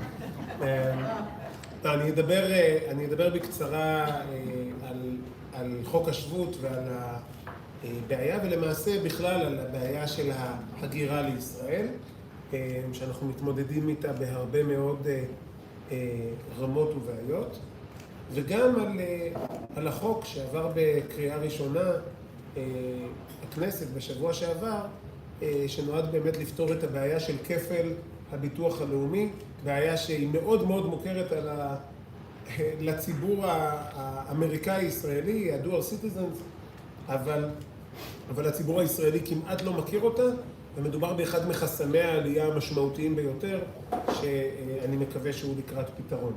אז אני אדבר בזה הזאת. But I will speak in English if it's okay.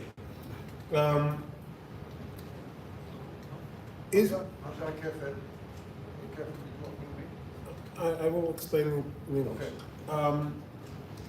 But the problem with Aliyah to Israel is double. We have a double problem. The people that we want that they will make Aliyah, people that the law of return was intended to bring them here, also known as Jews, most of them are not coming.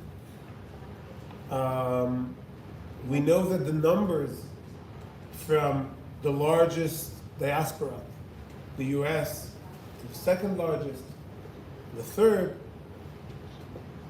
are not growing enough fast enough. I hope they will grow. I hope they will grow for good reasons and not for bad reasons, but apparently it looks like it's going to grow for bad reasons, because of anti-Semitism, because of what we see in the campuses and on the streets in the US and all around the world. But they're not coming, and it's part of it is because bureaucracy and the double taxation that I will get to soon. But they're not coming.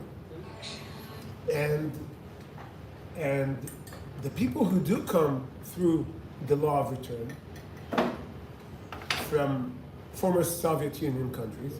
So in the beginning, of course, most of the Olim, even from Soviet Union countries, were Jews. But now, it's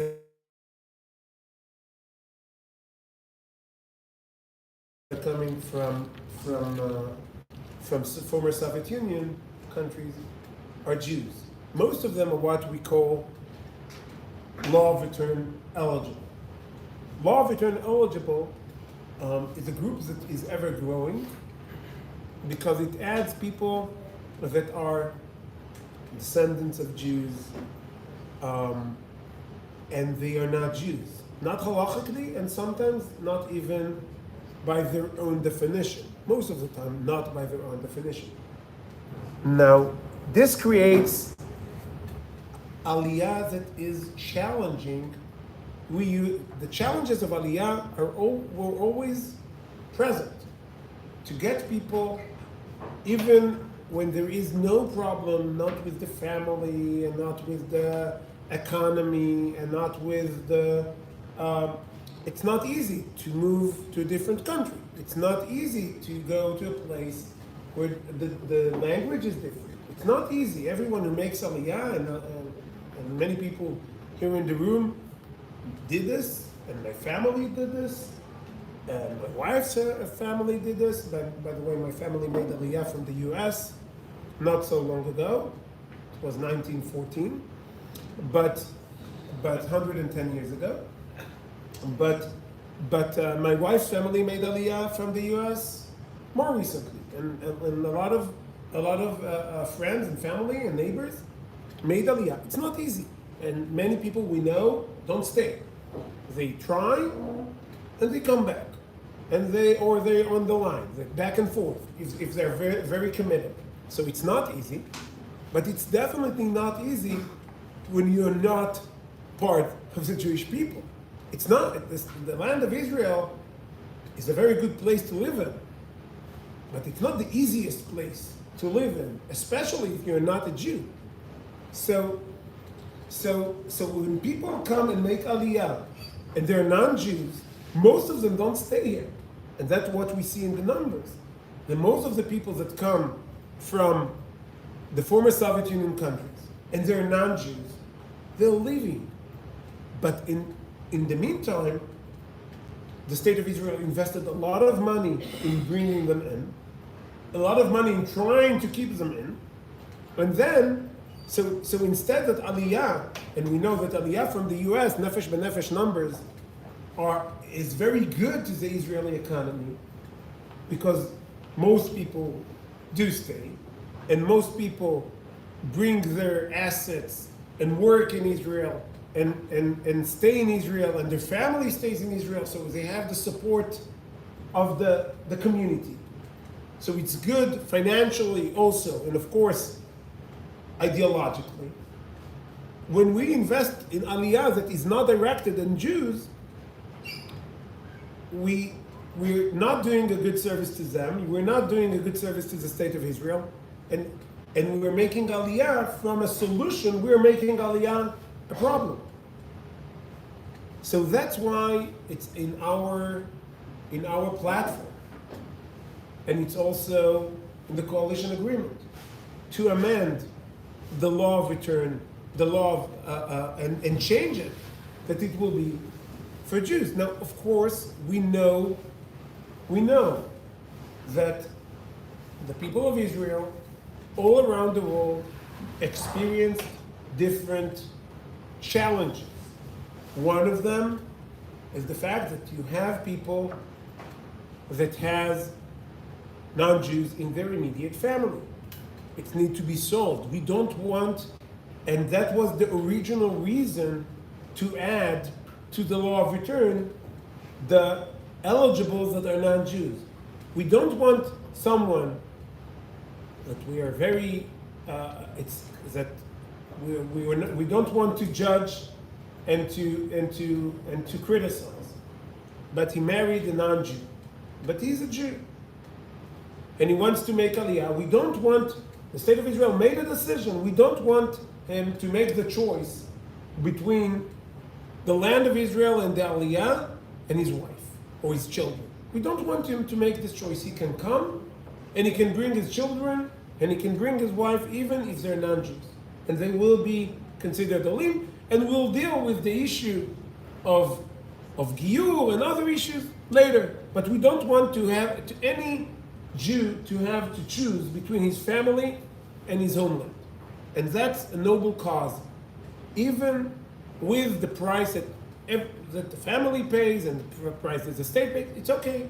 That's the decision the state of Israel has done. But that's not the case anymore. Out of the Olim that coming from the US, more than, I think, 98% are Jews. The other 2% are really the situations that we are talking about, when a Jew is making Aliyah and some parts of his family are non-Jews and they're also becoming eligible. Okay. But when you look at the former Soviet Union, you see that more than 70% sometimes are non-Jews. And they're not making Aliyah with their family members. They're making Aliyah just by themselves. They're coming here. Most of them don't stay. Most of them take a passport and then use the State of Israel passport, which is better from their own, and move to other places after all the investment the State of Israel has done. It does not help anyone. Not the Olim and not the State of Israel. So our offer is very simple. It's to say is that a grandson that is once removed is not eligible by himself, and the people who are eligible to make Aliyah to Israel because their relation, the family relations to a Jew that is eligible by himself, will be able to make Aliyah if the Jew himself makes Aliyah, and that makes sense. For the family reunification problems, that makes sense. Now, this has nothing to do with, because we did not want this change to be controversial, and we didn't want, because I think that what I said is making sense and is supposed to be supported by anyone who understands, who sees the numbers. It's not about right and left or different ideology. We did not even get into and we were a little bit criticized for it, but I think it's a good idea not to touch this issue now. We did not change the definition of a Jew, meaning we did not get into the issue if Jew is according to halacha, to orthodox way, reform way, conservative. We did not get into it. And what it means is that according to the way it's being interpreted by Israeli courts and by the Ministry of Interior in Israel,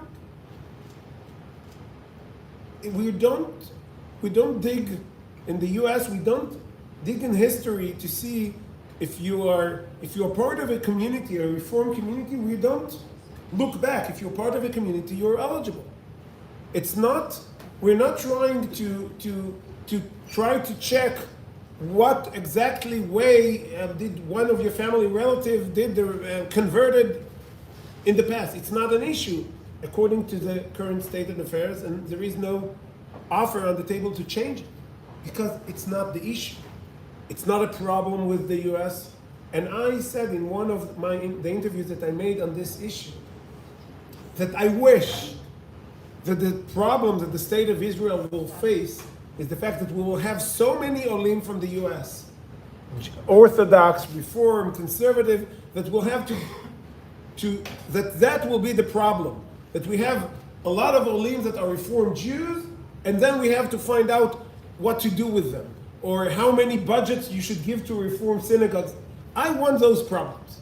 We will deal with them. The problem today is that not Orthodox, not Reform, not Conservative Jews from the U.S., not the numbers of Aliyah are not big enough.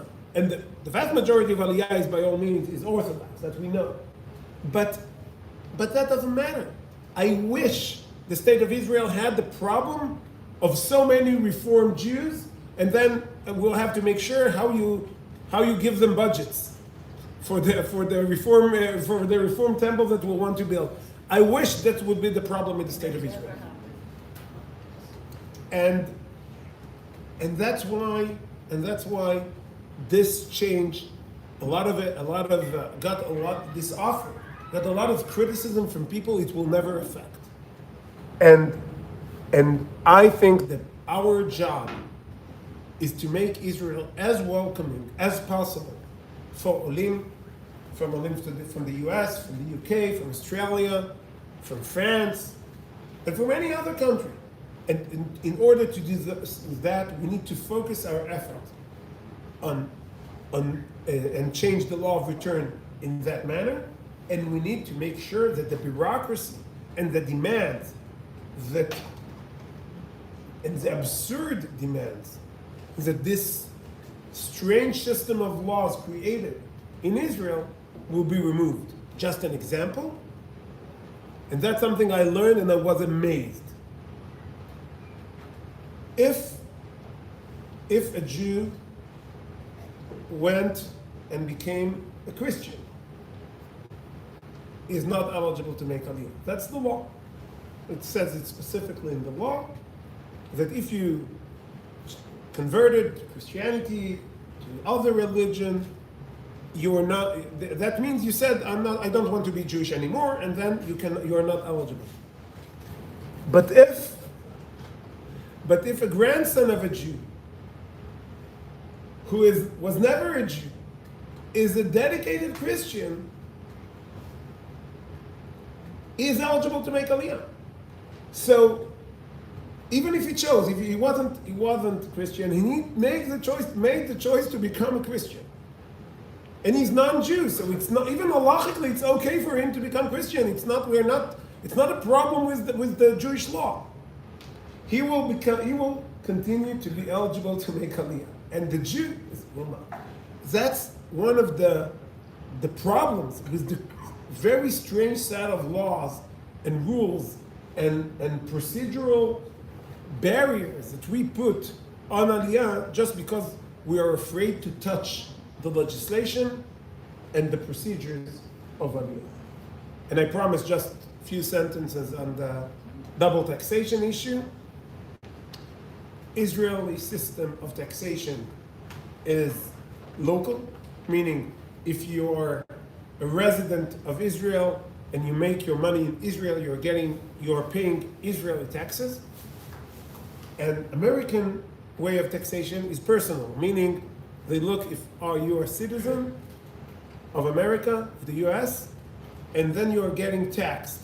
Doesn't matter where you live, according to American tax. Now, there are treaties and they solve most of the problem.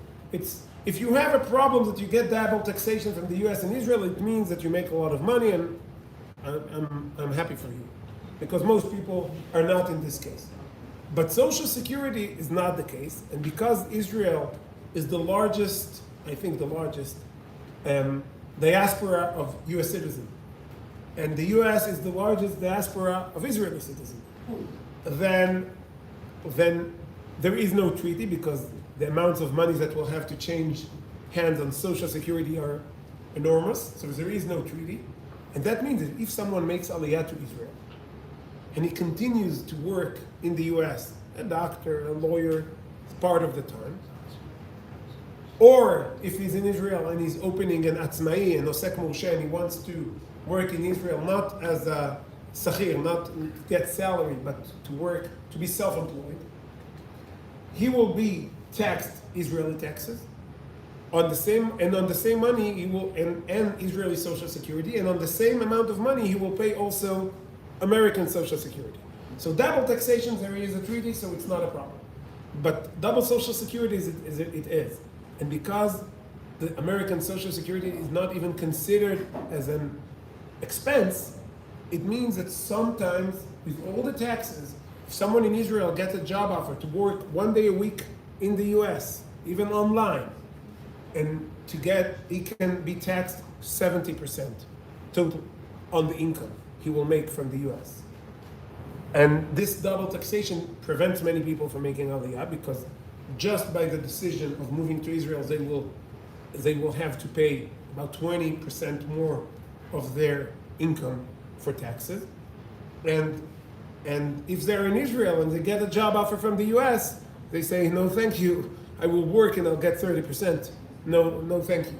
And that creates also a problem. So sometimes they will move back, they will return, or they won't make Aliyah to begin with, and all this because of this double taxation. This was a bill that was offered in the Knesset, I think, for the last 6 or 7 Knessets. And it never passed the preliminary reading. Baruch Hashem, we made it past the first reading last week, and I hope soon it will pass the second and the third reading. It was a lot of effort, mostly to change the mind of some people, but Baruch Hashem also we got the Social Security in Israel to support it, because they understood that first it's unequal treatment, and also the potential of getting more income and more people to make Aliyah, and so it's good for everyone, it's win-win, and I hope it will pass second and third reading very soon. I am, of course, dedicated to pass it. This is just one example. We can talk about many.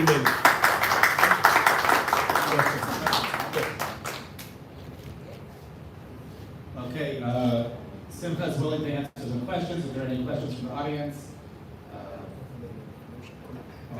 אולי בעברית, קצת בהרחבה על העניין של הרפורמה והחוק הזה. נמשיך. 2 דקות. בבקשה, 2 דקות. First question. מה שתבחרו. עברית. האם אתה מודע are you aware of the issue with some European countries? I work with European, not France, but the UK and European Union, Olim. Are you aware of the tax treaties not being applied to pre-1967 borders, including Golan, part of Yerushalayim? What is not been recognized for that? There's tax treaties with all European countries. Tax treaties. Tax treaties, which also apply to Social Security. Let's say a country like the Netherlands, for example, they actively, in the last 10 years, actively go after people that live beyond the 1967 borders, including Yerushalayim and Golan, and say that because they don't live in Israeli borders, the tax treaty doesn't apply. England, Belgium does it as well. England does apply it on social security, like pensions, not the regular pension fund, but kitzbat. I did not hear about it. I will repeat the question. The question is that some European countries say that if someone lives between lines, that treaties do not Not the green apply. line, not the green line, it's 1967 border. 1967 border. I think that's the one. Okay. It's not, the green line is what Israel, No, green line is 1967 border, but doesn't matter. Okay, 1967 borders, and if I'm aware, no, I was not. I would be very happy with if I would get some specific details, and I'll try to deal with it. It's problem people not being able to take their kitzvot with them to Israel. I will try. It's of course it's a big problem, and we know it's not an Israeli problem. It's a problem with their politics, and we'll try to solve it. But we know there are issues now also with sanctions and also with other problems. But I will be very happy to get specifics and try to solve this. Yes, I would like to know what, if there is such a situation, like there already was from Ukraine, that we had to get a lot of Jews in an emergency setting. What if there is in certain parts of the world that there is needs to be an emergency evacuation of Jews from wherever, America, because of war, because of any situation? What is the Israeli government having a plan A, plan B, plan C for such a circumstance? How are they preparing for such a possibility? How many years are you Israeli? I'm only here 44. For only 44 years, Yeah. and you still don't know that the Israeli government is not prepared for the future. Sorry. It was a joke, of course. I think that certain events, it happened in the past. We know how Israel dealt with it. Israel dealt with it in the past, and I would say I actually wrote one chapter of my book on this, that during 10 years, from 1992 to 2002, Israel got about 1 million people in 10 years, which is a huge amount to accept us. And the country was way smaller. In 1992, we were 5 million people, 5.5. So, and we got 1 million in a decade, which is a lot. And the housing prices, surprisingly, went down. So you would think that such a raise in demand will create a problem with the price. No, the prices went down. So of course there are the ability to build fast when the government decides that that's the right thing to do. Now it's a private building, but then the government said we are building by ourselves fast and efficiently, quite efficiently, and it happened. Also did it in Judea and Samaria, which was always, in my view, the land reserve for the state of Israel. And even now, it's a sad situation, but Israel now took about 100,000 people, refugees, from within Israel, meaning for very different reasons, of course. But so the ability of the state of Israel to deal with this kind of challenges, it exists. We saw in the past, we see today. I hope that the state of Israel will be ready to not to wait for a catastrophe so it will happen, but we'll do whatever it takes. And there are a lot of measures that can be done today. And my friend, the Minister of Aliyah, Ophir Sofer, from my party, is working on plans to bring more and more people. So And he so would we be see the the one to numbers. speak to. He will be the one to speak about how to get people in. And What to about deal with housing? them once they're in. We know there is the Ministry of Housing, there is the Ministry of Treasury, also Betzalel. Once they're here, but you cannot prepare for this kind of event. You need to make sure that your system is scalable enough to deal with it as it happens. Why can't you,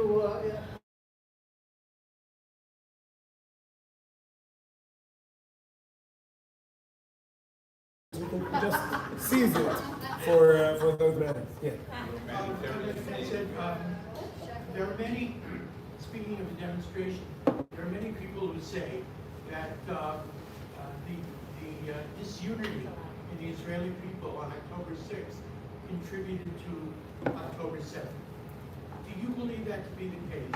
And if you do, are there any regrets? So, I think that the fact that we were not united was terrible. I think that the fact that some people even took into the political debate in Israel the threat of not going to the army and hurting the security of the state is not legitimate and should have been condemned by all parties. And I think it's for people that live in a very dangerous neighborhood. Unity is not something that we can give up. Never.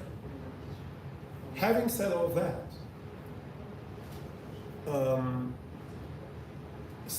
Sinwar was released from Israeli prison in the Gilad Shalit deal in 2011, 2012, and started gathering for a decade, more than a decade, weapons, and building tunnels, and having plans to do exactly what we saw on October 7th for so many years, he did not start to have his plans, not on this government, not on the last government, and not in the last 5 years. And people who know more about this have said that the exactly same plan was to start in 2015. So I think it was terrible. Maybe it created a problem with the first few days of how we reacted, because some of the people were not training enough or stuff like this. But I don't think, and I might be wrong, but I did not see any proof that A caused B. Meaning, this was the plan, that we're waiting for an opportunity, that the army will not will be in vacation. And I even heard that they almost tried to do it on Pesach. And there was something that confused them, and they didn't do it on Pesach. On Pesach, we stopped the reform. It was in the time of the negotiation in the president residency. So I think that people who try to connect A to B are doing it for political reasons, from both sides, by the way. I don't do it. I don't call it Netanyahu massacre, and I don't call it Kaplan massacre. I call it Sinwar and Hamas massacre, and that's the way we need to look at it. And we do need to learn never to endanger and threaten to endanger Israeli security because we are not happy with the government. That's something I think we need to learn, but not A is not connected to B in a way that I understand at least. Thank you so much. My question also has a little solution. Housing is very expensive in Jerusalem. There's former church land issues.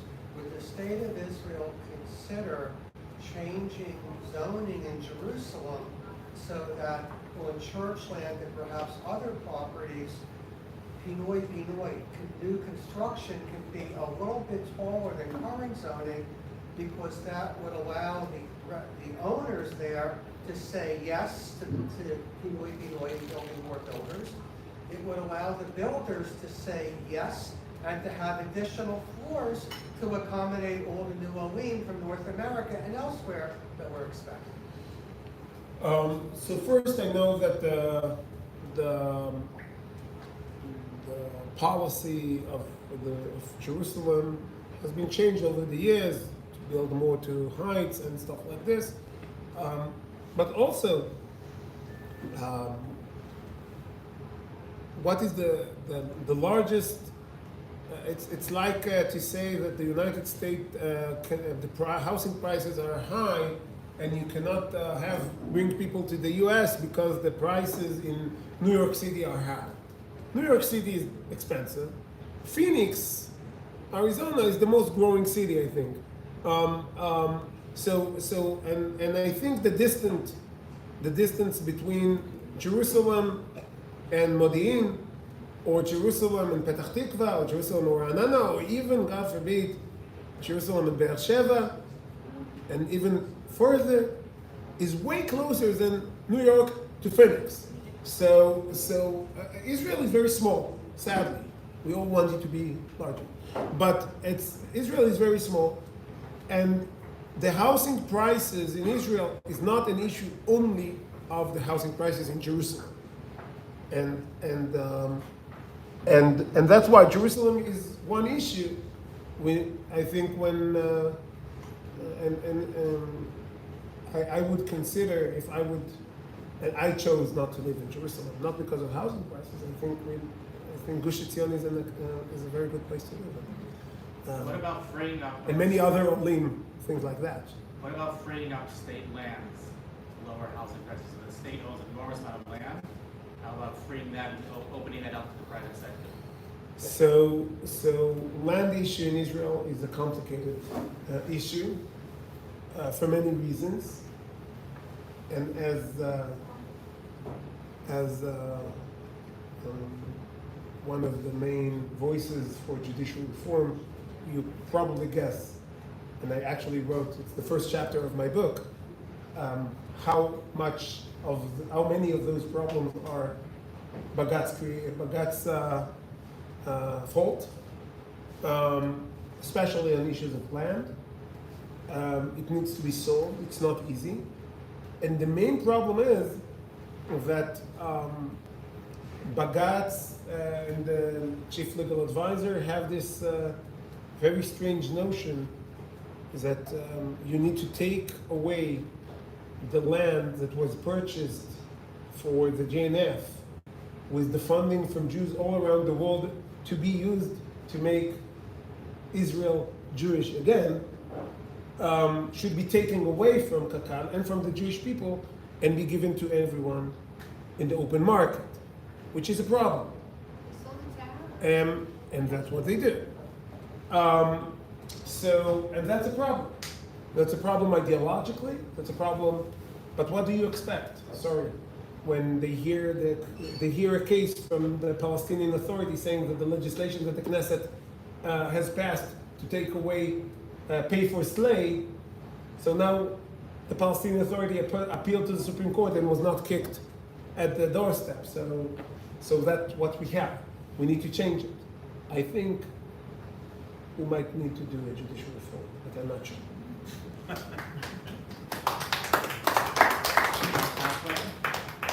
have two questions, a longer one and a shorter one.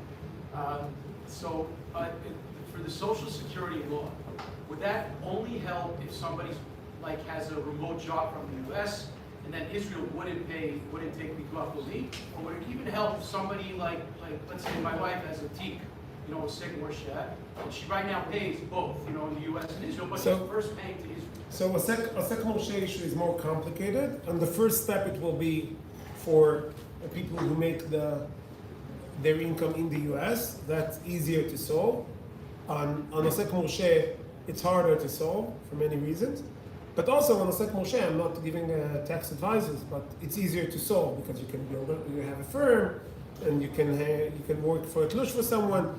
It's easier to solve and go around it, legally of course, not illegally. But the first step it will be like this, and I hope down the road, maybe next time, it will be also dealing with this Osek Moshe stuff. I think the Osek Moshe will have to go find a different solution, like maybe a single partner partnership that does not exist in Israel but exists in the U.S. and creates a different tax entity. And then just the other thing was, so you mentioned about how that this was a reason that people are maybe not making Aliyah. I think there's a much bigger reason why very wealthy, Jews with very high income, Orthodox Jews, New York, New Jersey, are not making Aliyah. It's something I'm supposed to speak about. If we get to it after 9 o'clock, I'm probably not going to be here then. Is there a way we can contact you? I have, I think, a real solution for this, but I just need to get the right one. My assistant is right there. Exchange numbers and it will be okay. Thank you very much.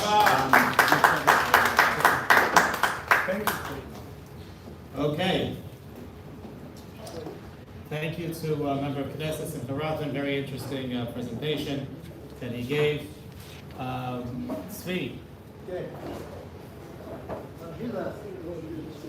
Hila's next, okay. So our next speaker is going to be Hila Oz. She was with me on a trip to the United States as with the Israeli Aliyah Commandos, and she's going to be speaking next. Hila, you want to come up and give some words?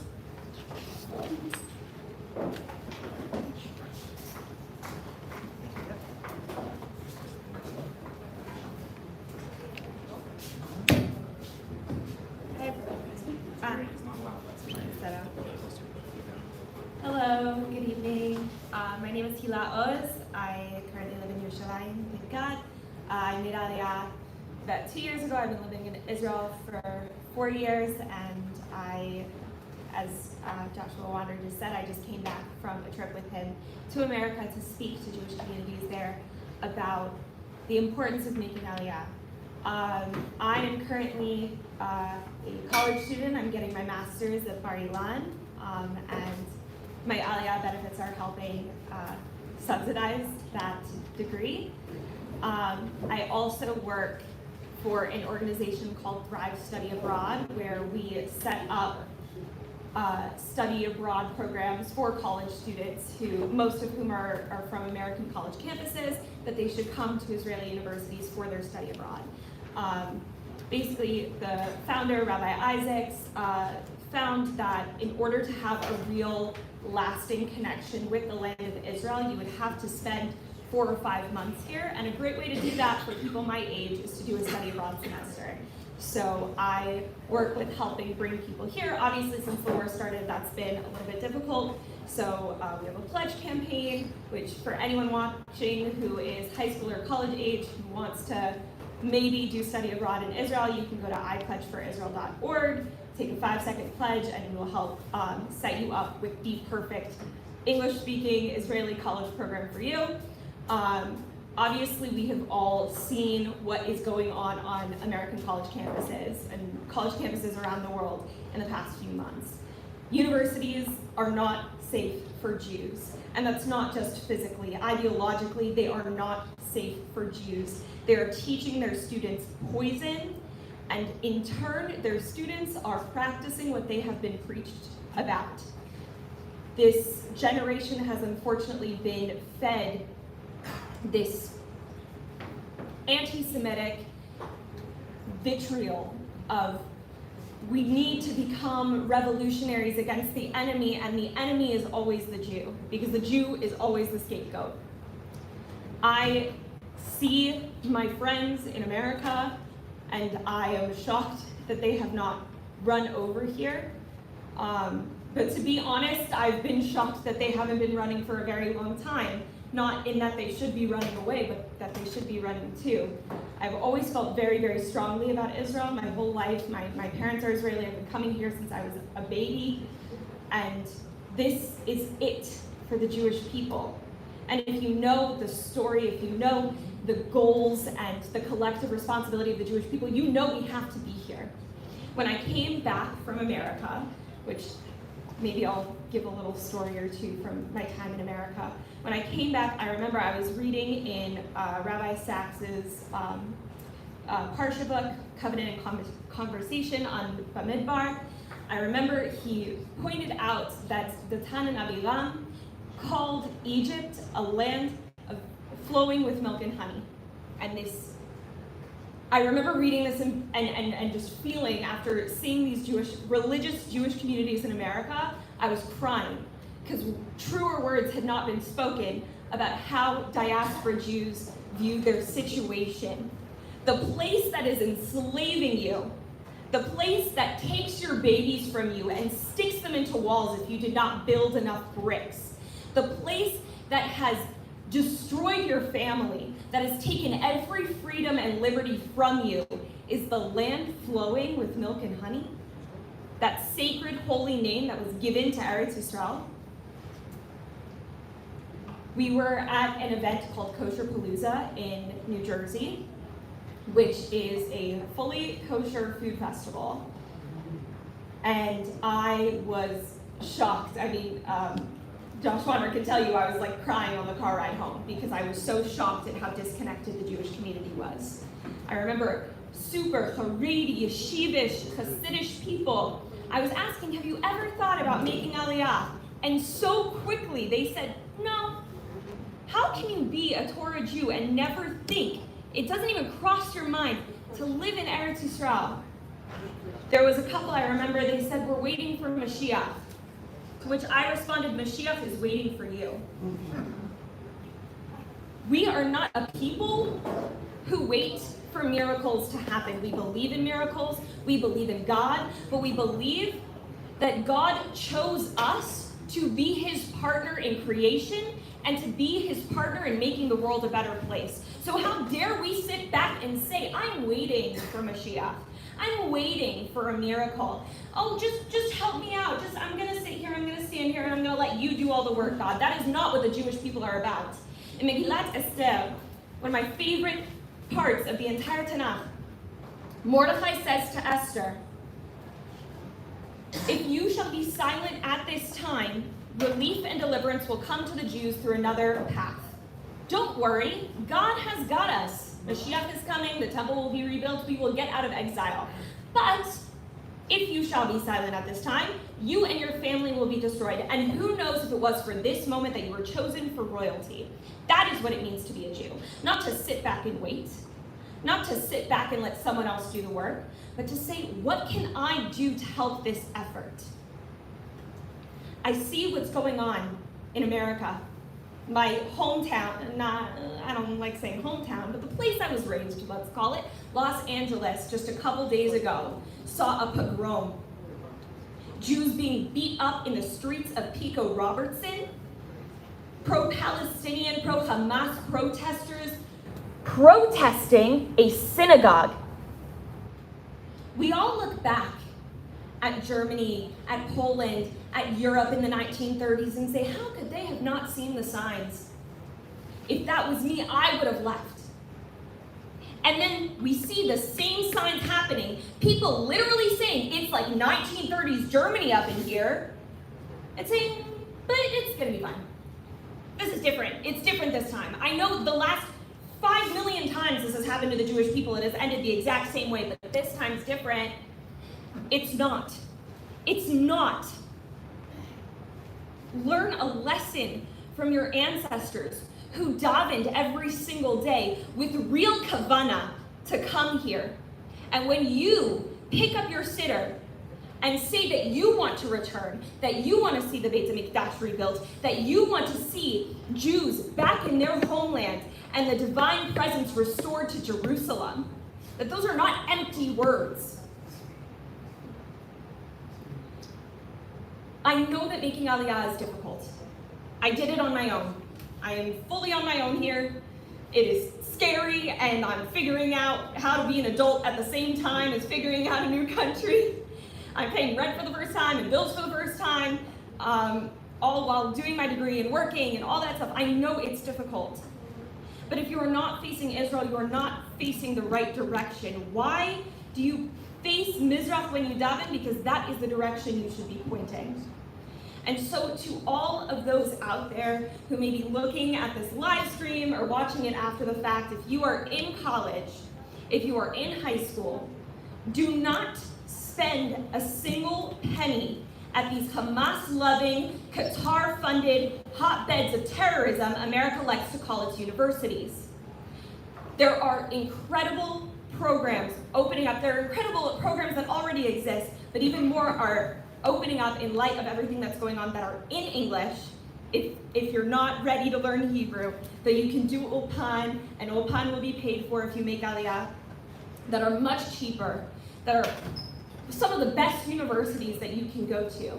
You can get those university degrees here, and you won't have to face that bigotry and that indoctrination towards terror. And you will be in a place where you belong, and you will have a foundation to start your life here. So I hope that anyone out there who is thinking about coming to university in Israel goes to the Nefesh B'Nefesh websites, looks up the universities here in Israel, or goes to thrivestudyabroad.org or ipledgeforisrael.org, where if you take our pledge, we will set you up with the best program for you, whether that's just for a semester or for your entire degree. Thank you so much. Thank you, Hila. Okay, our next speaker. Neely Naouli is an activist for Aliyah from France. Neely is a lawyer who has made Aliyah about 30 years ago. She is the daughter of Jacques Comfer, who was a Zionist leader of the Jewish French community for decades. She's a member of the presidency of the Zionist General Council in the World Zionist Organization and the head of Israel is Forever, a mobilization of the French-speaking Zionist activists. Recently, they launched a new project, Lech Lecha. I thought that was an old project. But in order to help Jews from France to make Aliyah by groups going to specific locations. Neely, thank you.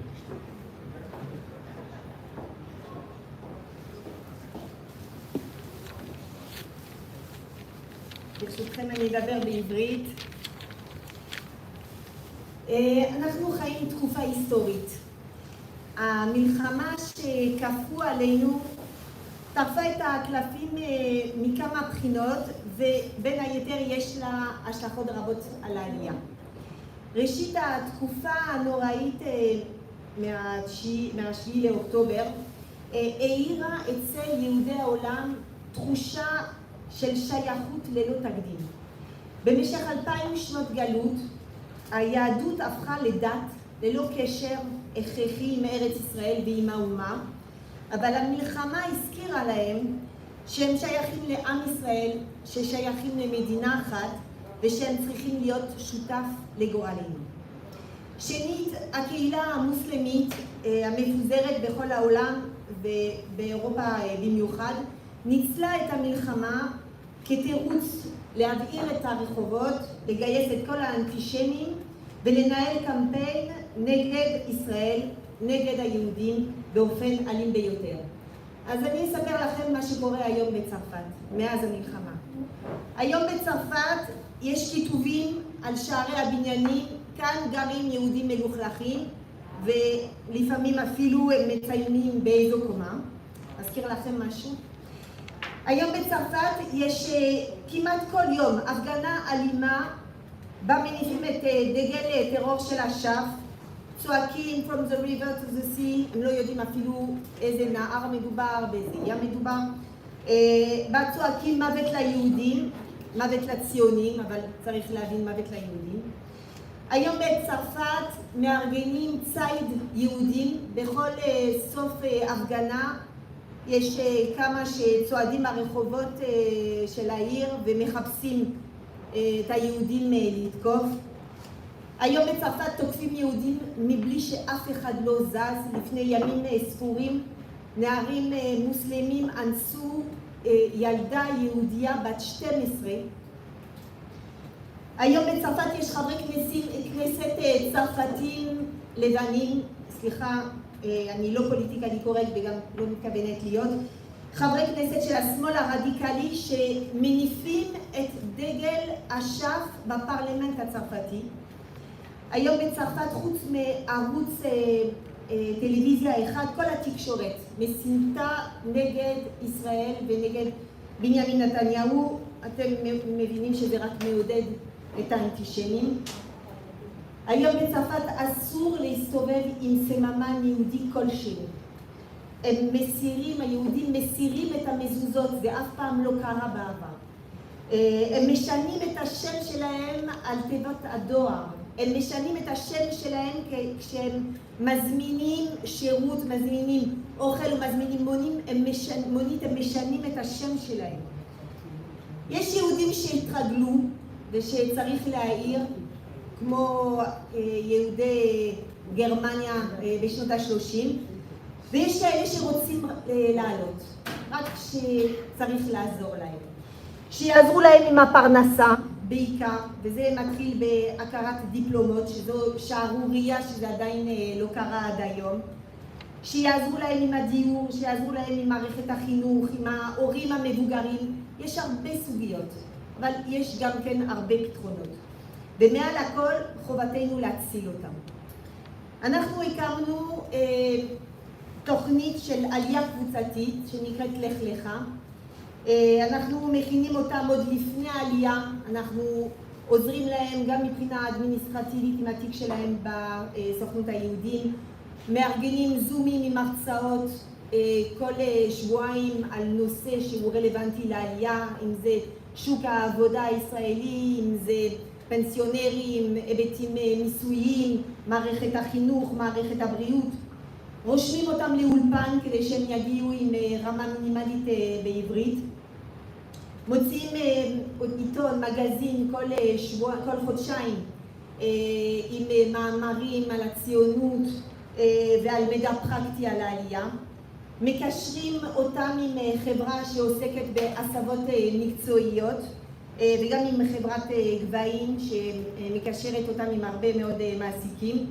מארגנים סמינריונים בצרפת כדי לדבר איתם ציונות, כדי לשכנע אותם, כדי להציג להם את התוכנית עלייה, ומארגנים גם ביקורים בארץ כדי שיגיעו לכאן, שיראו במו עיניהם את היישובים בהם נקלטו, את התושבים, את בתי הספר, את הזדמנויות העבודה. התחלנו את הפרויקט עם 3 ערים, נהריה, תל מנשה בשומרון ואלון שבות בגוש עציון. מכינים שם את הדיור, או שבונים קרווילות, או שמחפשים דירות פנויות. אנחנו גם נעזור להם למצוא מקום עבודה. הכל נעשה כדי שקליטתם תהיה מוצלחת. זאב ז'בוטינסקי ב-1938 דיבר ליהודי אירופה על אבקואציה. הוא השתמש דווקא במילה הצרפתית אבקואציון, פינוי הכרחי ודחוף. ואני חוששת שעכשיו הגענו למצב הזה גם כן בעולם. ואלה שלא יגיעו מרצון, הם יגיעו כאן בכוח.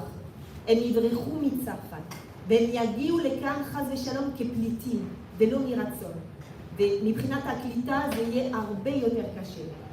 הבחירות שהתקיימו בעוד כמה ימים בצרפת לפרלמנט הצרפתי הן דרמטיות. קודם כל לצרפת עצמה, אבל מבחינת היהודים יש להם ברירה בין השמאל הרדיקלי שתומך בחמאס באופן גלוי, לבין הימין הקיצוני שהאמת תמך בישראל מאז ה-7 לאוקטובר באופן נפלא, אבל קצת מפחיד את היהודים בגלל העבר האנטישמי שלו.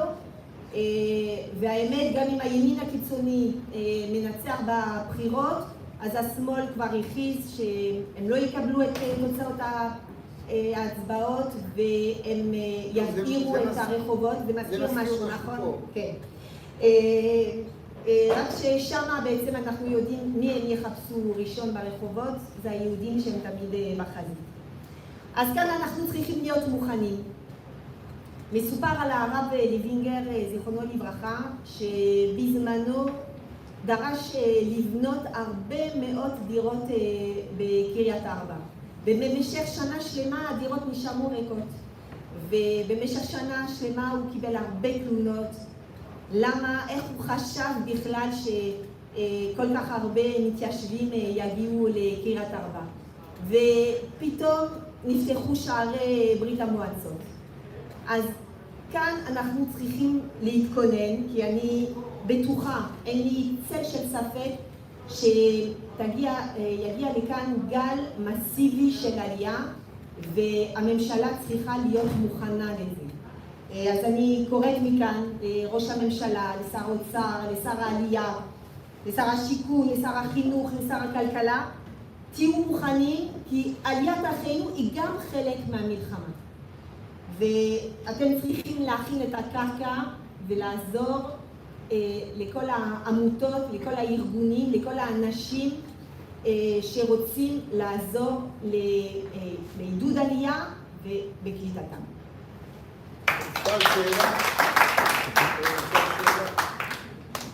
כשאת אומרת גל של לדחוף את היהודים שם לארץ, זה יהיה דבר מאורגן, זה פרעות, זה ערבים, זה מרוקאים ערבים.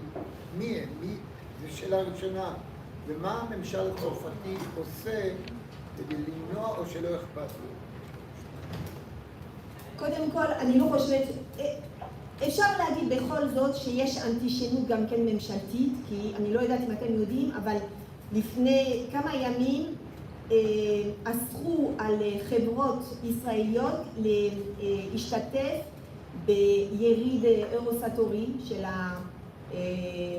החברות שעוסקות בחימוש, ורק אחרי יום אחד של היריד בית המשפט פסק שבעצם האיסור הזה היה הפרה על החוק, ולכן הם אישרו לחברות הישראליות להגיע לצרפת בכל זאת ולהשתתף ביריד. אבל יש בכל זאת עמדה ברורה של מדינת צרפת, של ממשלת צרפת, בעד סנקציות נגד ישראל. יש לה תמיד את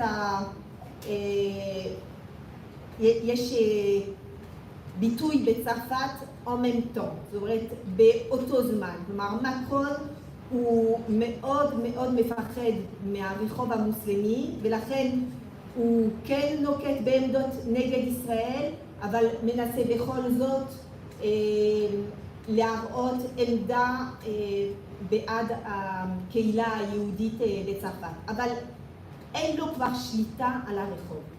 וברחוב הצרפתי היום יש מוסלמים שמסיתים, יש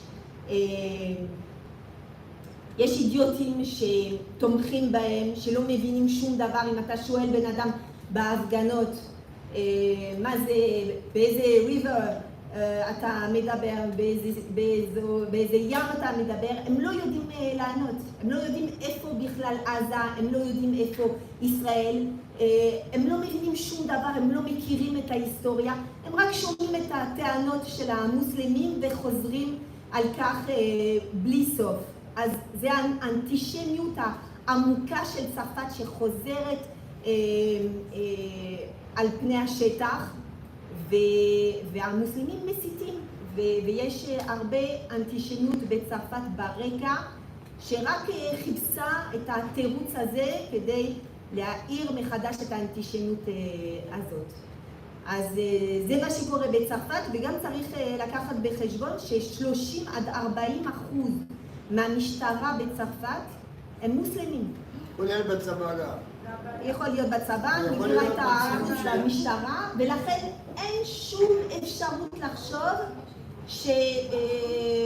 שהם יגנו על היהודים במקרה של פרעות. וזה כבר קרה, והמשטרה לא עשה שום דבר. הם לא מסוגלים גם לעשות שום דבר. הם לא יסכנו את חייהם כדי להציל יהודים. יש מישהי, שרה אלימי, זיכרונה לברכה, מישהי מבוגרת, יהודייה שהייתה גרה בבניין בפרבר של פריז. מוסלמי אחד נכנס לדירתה, דקר אותה כמה פעמים והשליך אותה מהחלון. המשטרה, זה היה לפני כמה שנים, המשטרה הצרפתית הייתה בבניין, שמעה את הצעקות על הוואגבר ולא נכנסה נגד בן אדם אחד. אז תדמיינו מה יקרה אם יש באמת פרעות, וזה מה שיקרה. הם כבר הכריזו על זה, שאם הימין הקיצוני מנצח, זה מה שיקרה. הם יבעירו את רחובות צרפת. עכשיו, כשאומרים את זה ליהודי מבוגר, נגיד בן 60, רופא וכדומה, מה אתה מצפה? מה הוא יענה? עזוב, זה יעבור או שהוא לא? יש מעט מאוד יהודים בצרפת היום שלא מודאגים. כולם מודאגים היום. אני יודעת שמאז החלטת מקרון לפזר את הפרלמנט, כולם מדברים על עלייה. אין בית אחד שלא שם מדברים על עלייה, כי הם יודעים עכשיו שהברירה הזאת שעומדת בפניהם, בין הימין הקיצוני לבין השמאל הקיצוני, זה חותם בעצם את הסוף של גלות צרפת. הם יודעים את זה. העניין הוא שזה קשה, וזה ברור שאם לוקחים כל אחד ואחד, יש לו סיפור משלו, יש לו קריירה שהוא מנהל, וזה קשה לו לוותר על הקריירה ולהתחיל את הכל מחדש, כשיש לו לפרנס, הוא צריך לפרנס את המשפחה מהיום הראשון בארץ. יש סטודנטים שהם תוך כדי לימודים, יש ילדים קטנים, יש הורים מבוגרים שהם מאוד קשה מבחינה בריאותית גם להגיע לארץ. העניין הוא שעוד לפני 7 לאוקטובר הייתי יכולה לשמוע את הטענות האלה. הבעיה שעכשיו אין להם ברירה. הם חייבים לעזור. ומה יעשו עם העסקים שלהם? הם ימכרו, ואני חושבת שהרבה יותר נדון למכור דרך אגב עכשיו את הבתים שלהם, כי כשתהיה עלייה מסיבית, כשתהיה בריחה מסיבית מצרפת, אז הם כבר לא יוכלו למכור את נכסיהם, הם ידעו שהיהודים עוזבים, ואז הם יאלצו למכור במחיר זול ביותר. אז כדאי להם לעבור, למכור את הכל ולהגיע לכאן, גם אם זה קשה.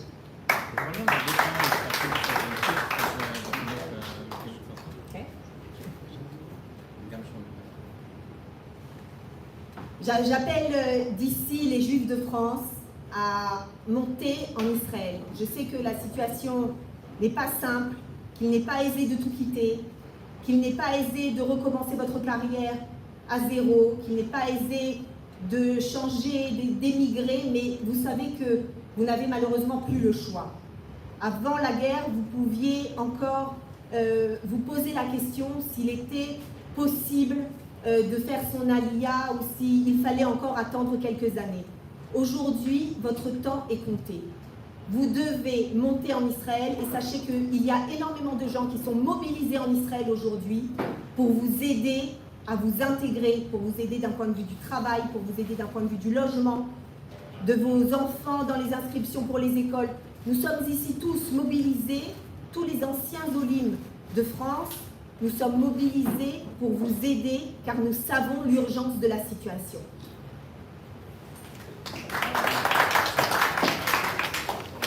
Okay, thank you very much, Nini. Our next speaker.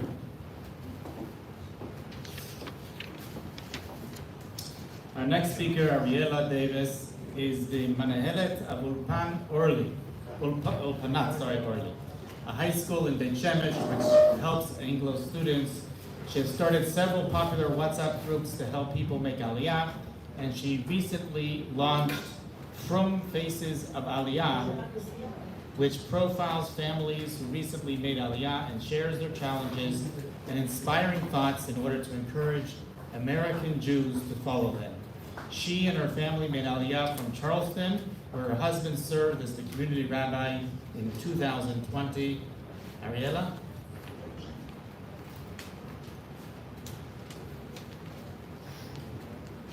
Hi. Hi everyone. So I think my bio pretty much says most of what I wanted to say already.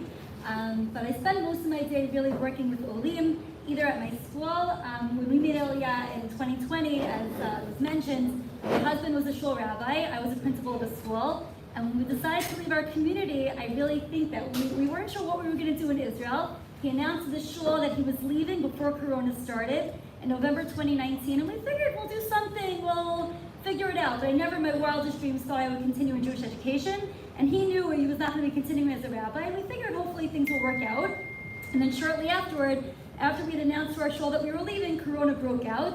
And then if it was difficult to find a job in Israel, it became even more difficult because people were being let go from their jobs. And we continued on our journey, just having a lot of emunah, a lot of faith, and Baruch Hashem, Hashem really, really helped us. And within a few weeks of arriving in Israel, while we were already still in Bidud, if everyone remembers back then, being in your home for 2 weeks, already we were getting phone calls, thank God, with different job opportunities. And a year after we arrived, I was called by a school that had opened to be able to help Anglo kids to find their way. That there was an opening for a principal at that school. Thank God it's a 20-minute walk from my house, and I've really been privileged to work with teen Olim. Some kids who actually were born in Israel, but for some reason are more comfortable in an Anglo environment. To really be able to help them to integrate into Israel and to find their way to love Israel. Our classes are taught in Hebrew, all of our teachers are bilingual, and we offer that Anglo warmth that you may not always find in different schools, and thank God our school has grown tremendously in the past 3 years, and it continues to grow, and I spend a lot of my time meeting with Olim families who are coming in, who are like totally overwhelmed either because they just made Aliyah. We just met with someone yesterday who had made Aliyah on Thursday, and they're like worried about their teen children, where are they going to find their place? So those are some families we meet with, and then we meet with other kinds of families, which I find even more heartbreaking. Families who made Aliyah 4 years ago, 5 years ago, 7 years ago, and their kids are just struggling in Israel. They don't love Israel anymore because they're not getting that tznicha, they're not getting that love here in Israel from their teachers. It's big class sizes, the teachers are a little bit of a different style than some of the American teachers that I grew up with. And they're like, I just want my child to love learning Torah, I want my child to love being in Israel. And b'li ayin hara, we can say comfortably that of all of our students, we have 60 plus students Be'ezrat Hashem for next year, not one of our students wants to go back to Chutz La'aretz after being in our school because they're just so happy. They're really happy coming to school. And I really think when we talk about what the Israeli government can do right now to support Olim, there are so many families now who are making Aliyah with teens, and that really needs to be supported. We are working right now without government support, without municipality support. Beit Shemesh brags about being a city that really takes care of their Olim, but we don't really get a lot of support. They brag about our school, but we really don't get a lot of support either from the municipality or from the government. And I recognize, not only as a principal, but also as a parent of Olim, how important that is. When we made Aliyah with a 9th grader, 7th grader, and kids underneath. And we really see how important it is for kids to really be able to have that love, that warmth, that acceptance, and teaching them Hebrew at a way that really speaks to them. There are kids who don't pick up Hebrew not just because of academic difficulties, but even because of emotional difficulties, because they've had such a hard time saying goodbye to their friends and dealing with the Israeli tarbut, either of their teacher or of their friends, and for emotional reasons they don't pick up Hebrew, and they really need to be in a place where they feel comfortable in order to open up to learn Hebrew. And Baruch Hashem, we're very happy that we're successful in our school for kids to really learn Hebrew at their pace, and I really hope the government continues to realize how important that is with so many teen Olim coming now, how important that is. When we made Aliyah, people said to us, do not come with teenagers. It's not done. Within the past 4 years since our arrival, we've seen so many families come with teens, and it's becoming really a need. So many more families are coming now, and it's something that really needs to be addressed by the government. You have a question? Yes, when are you making your franchise all over the country? We have kids, you would not believe it. We have kids who come from Otzef Aza, we have kids who come from Givatayim, from Modi'in, from really all over the country, from Yerushalayim, next year from Horon, really from all over the country coming to our school. We don't have dorming, they shop on buses. It's difficult, but there really is a need for our school. And again, we're seeing growth. We get calls from the Gush, really from everywhere. It's really important. Yeah? Yeah, I just wanted to say you should go to the government to make it a franchise all over the country. Simcha Rothman left already, so Simcha Rothman left already, so it's a little too late. I really believe. Okay, so I really believe, as an Olah, it's Parshat Shlach. It's a little bit funny to talk about a Klita conference.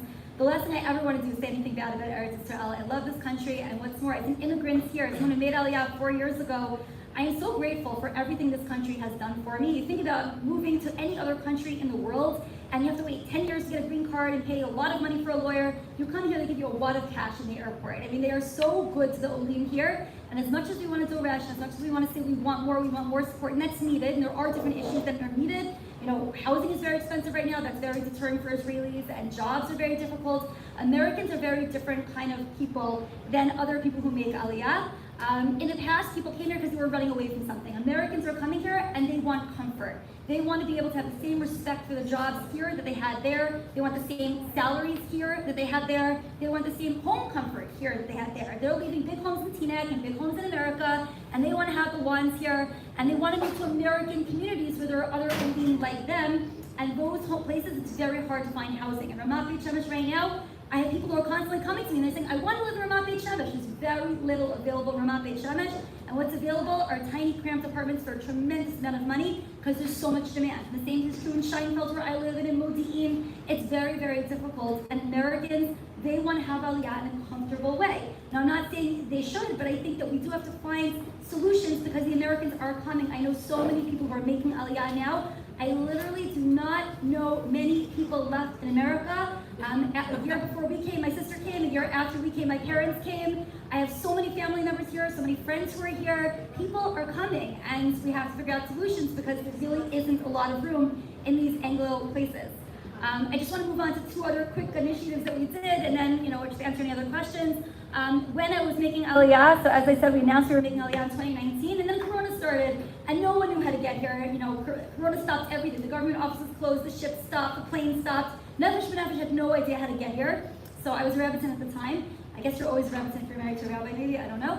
Either I went on the YU Rebbitzin group, and I said, does anybody know anyone who's making Aliyah so we can try to help each other? There were 10 of us on the group, and we basically shared any tips to get to Israel, and we managed to get here. And now that group is 400 people who are in the process of making Aliyah right now. And after we got here, we opened up other WhatsApp groups called On the Other Side, and people who are here help support each other. So from there, I deal with a lot of Olim also, and I see a lot of the issues that come up, and a lot of it is really support for each other. Nefesh B'Nefesh is great, but when you get here, you really need somebody who can help you, and that's something that those groups do as well.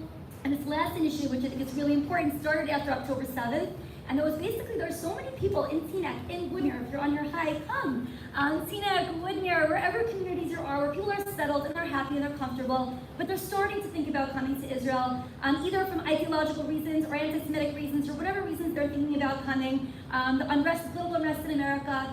And what I started to do was interview different families who have made Aliyah in the past 5 years, different communities, and that way people would feel that peer pressure, realize, my friends are all coming, my families are all coming. These are the challenges they had in coming, and this is why they're so happy they did. This is how they dealt with challenges. There are challenges in coming to Israel. You can't gloss over them. You have to name them. You can also see that with those challenges, with it not being perfect, it's an amazing opportunity that we have today that our grandparents would only have dreams of having, and we have to have that approach. We can't complain, we can't be meraglim, Chalila, we should ever complain about living in Israel. We should be grateful to the government, we should be grateful to everything that we have here. It's certainly Takadosh Baruch Hu, but at the same time to realize what those challenges are, and to be able to to be able to find what really can make that Aliyah a little bit smoother. So hopefully everyone who Chutz will come. I'm sorry, yes, question. Yes. What's happening with all those that are trying to go down on the way, needing food, needing work, needing everything a human being can, and there's nobody there. Ki'ilu lo hayu. How can you even say to Kodesh Baruch Hu, הילדים שלך לא יודעים איך להתנהג? זה הורג אותנו. Are you referring to the government? Who are you referring to specifically? Who are you referring to? It's not Aliyah anymore, it's the people here. I hear you. Okay, so my turn is over. No, we want to know how you can connect to your Facebook. They're not their Facebook. Oh, B'Simcha. Okay, so the WhatsApp group, send me a WhatsApp. We do get a lot of people who try to sell things, so we are careful. They send us a message. You can find me on Facebook. My name is Ariella Davis, 1L. My parents spelled it wrong. You can find me from Faces of Aliyah, Ariella Davis. You can message me if you want to be on that WhatsApp group. We only accept people who are in the process of making Aliyah. So it's not everybody just trying to sell their business. If you want to look up from Faces of Aliyah, it's on Instagram and also on Facebook. And again, if you want to get on those WhatsApp groups, reach out to me, B'Simcha. I'm happy to help anybody who's in the process. Everyone should just make Aliyah successfully. We should only have good things here. Thank you very much. The next speaker is a familiar figure to all of us, Dov Lipman, who heads the Yad Olim, the former member of Knesset. Rabbi Dov's organization boasts in helping an enormous amount of Olim each year, and we're privileged to have him speak to us today. Rabbi Dov.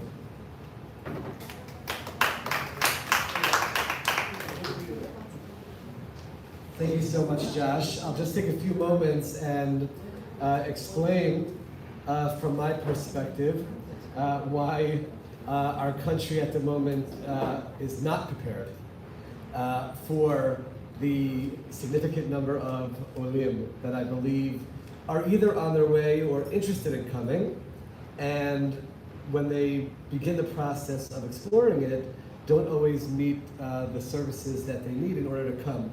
And just by way of example, I'll just take one story that we're dealing with right now, but this happens on a daily basis. And that is a family that is passionate about coming to Israel. They've dreamt about making Aliyah, and they have a child with special needs.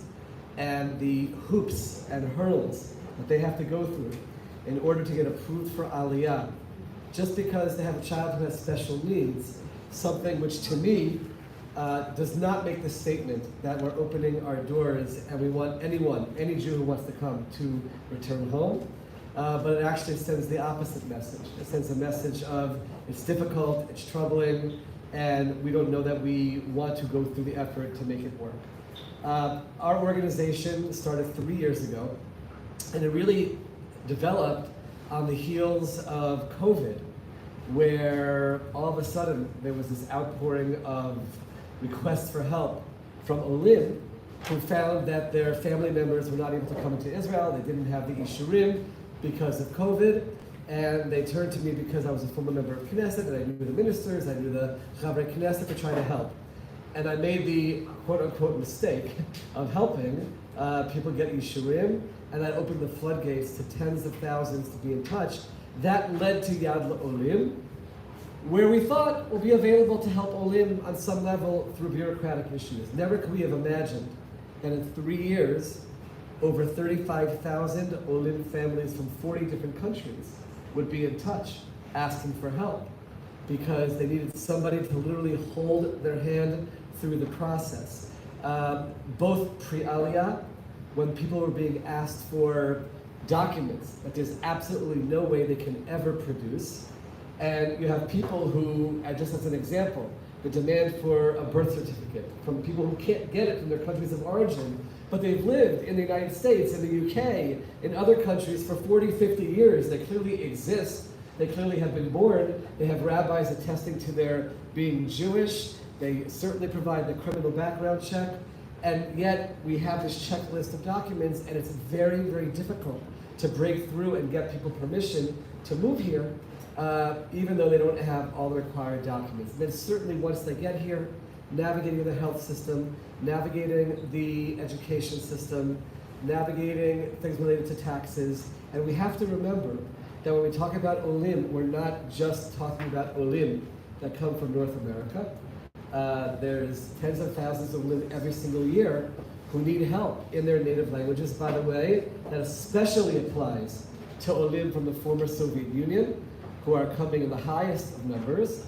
And we in Yad Olim have 2 dedicated staff members who speak Russian, and morning, afternoon, night being asked for help, trying to understand how to navigate the bureaucratic process here as well. So aside from absorption services, we also have a government relations department where I'm blessed to be able to go to the Knesset regularly and appear in hearings related to Aliyah, related to Olim. We actually have our own legislative agenda where we try to get the Knesset Aliyah Committee, we work with Olim Forum very closely to hold hearings about specific topics. A lot of that comes from the Shetach, just as an example.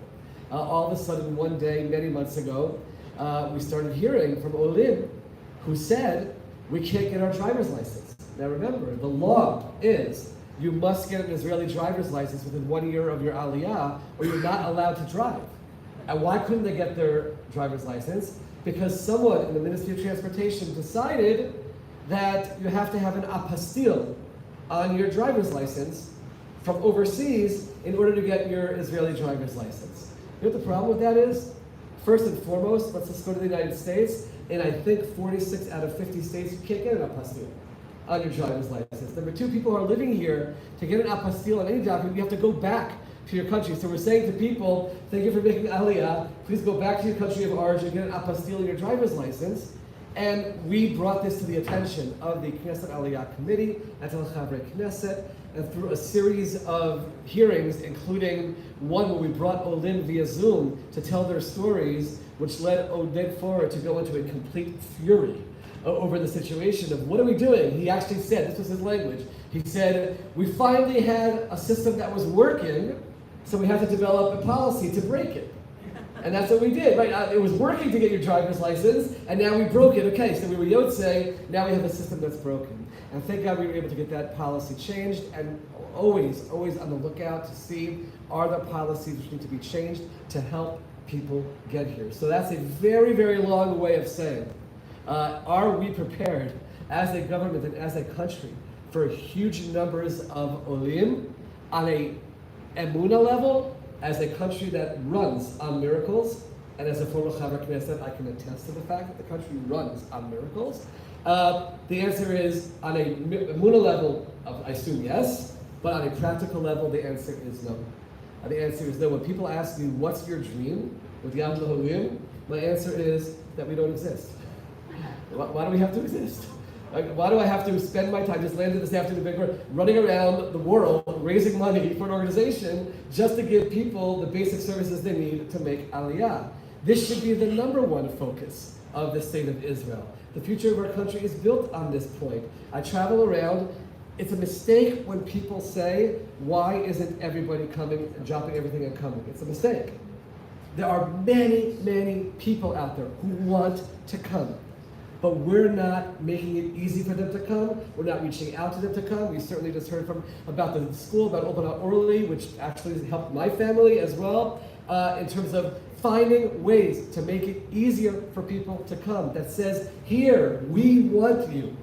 And that's not a message which I believe is going out in the way that it should. And hopefully, as more and more noise is made about Aliyah, that could become a focus of the government and of the country. Again, it's a country with finite resources. I understand that. It's not simple. It's easy to just call out and say, throw budgets here, throw budgets there. But I'm not really talking about the financial side as much as I'm talking about the bureaucratic side and finding ways to break down the hurdles and the obstacles so that people can come more easily. If anybody has any questions, I'll be happy to answer, but that's the message that I want to come with today.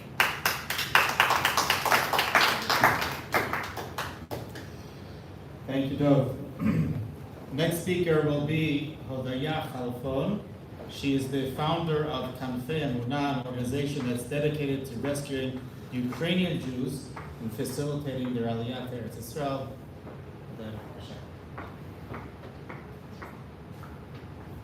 ערב טוב לכולם. יותר חזק? אוקיי, אז... לא שומעים? ככה שומעים? אוקיי. אז קודם כל אני אספר את הסיפור בקצרה.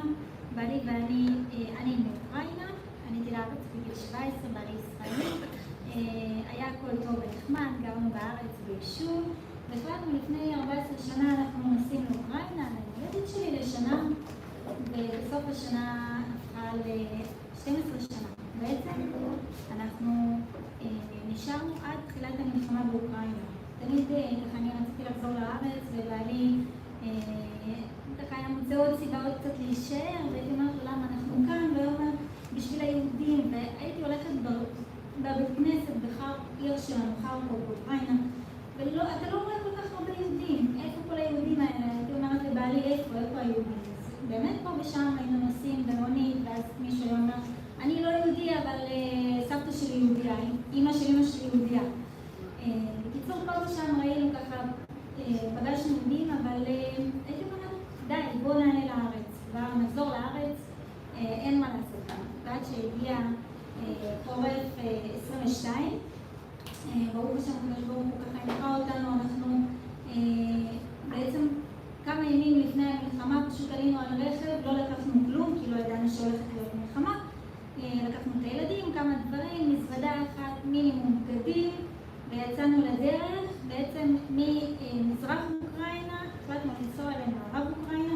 אם מי שיודע, עיר חרקוב היא נמצאת על הגבול עם רוסיה, משהו כמו 40 קילומטר מהגבול, 20 דקות מהגבול עם רוסיה. משהו אמר לי, צריכים לזוז משם, ובעלי גם ככה יזם את זה. ובעצם לקחנו את עצמנו, נסענו כל יום, עצרנו לנו באיזושהי עיר קטנה, המשכנו הלאה, הגענו לוויניצה, שזה מרכז אוקראינה. אמרתי, ככה נשארנו אפילו בתוך הקהילה בוויניצה, ובעלי אומר לי, תקשיבי, זה נכון שאנחנו רחוקים מחרקוב, אבל זה לא בטוח, אנחנו במרכז אוקראינה. ואמרתי לבעלי, מה קורה איתך? כאילו, הכל בסדר, אנחנו בעצם נסענו בתחושה כזאת קשה, כי אתה רואה המציאות בחרקוב, כאילו לא קורה כלום. זה לא משנה שבחדשות מדברים, וביידן צועק, ובישראל קוראים ליהודים. אתה מסתכל בחוץ, אין פאניקה, החנויות מלאות, הכל בסדר, כן, על פניו. אז אנחנו בעצם נוסעים בדרכים, ואנחנו אומרים, או שאנחנו משוגעים, או שכל האוקראינים משוגעים. בקיצור, המלחמה תפסה אותנו, בזמן שהיינו בבית ספר, גרנו בפנימייה של יהודים בוויניצה, התעוררנו בעצם ב-6 בבוקר להפצצות. בעצם פוטין הפציץ את כל האוקראינה, בכוונה עשה את זה בבוקר, כדי שכל האנשים שבעצם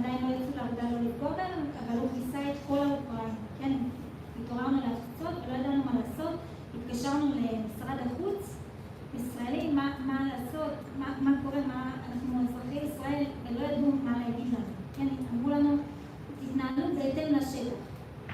וקיבלנו החלטה בעצם שאנחנו עוזבים את אוקראינה, ועלינו על רכב, וככה הסתכלנו, היינו בתוך השטח של הפנימייה, של היהודים, של בית ספר היהודי בוויניצה, וכולם באו להיפרד מאיתנו, ובעלי הסתכל במראה וככה ראה את כולם עומדים מאחורי הזכוכית של הכניסה, ואמר, אני רוצה לקחת אותם איתי, אני רוצה להציל אותם גם. ככה יצאנו לדרך בתחושה כזאת קשה, ובעצם די מהר היינו בחוץ, מחוץ לגבול אוקראינה, וזה הייתי כל כך לחוצה, אמרתי לא רוצה להישאר במולדובה, בוא ניסע הלאה, אני רוצה לארץ, הגענו לרומניה, ותוך כדי שאנחנו נוסעים ברומניה, אנחנו מבינים, אנחנו מתכתבים עם הקהילה שלנו בחרקוב, אנחנו מבינים שבעצם העיר מוקפת מכל הכיוונים, יש רק כיוון אחד יציאה, ואף אחד לא יודע אם מותר לצאת או אסור לצאת, מה יקרה לך בדרך, האם יפציצו לך את הרכב, האם אתה יכול לנסוע ברכבת.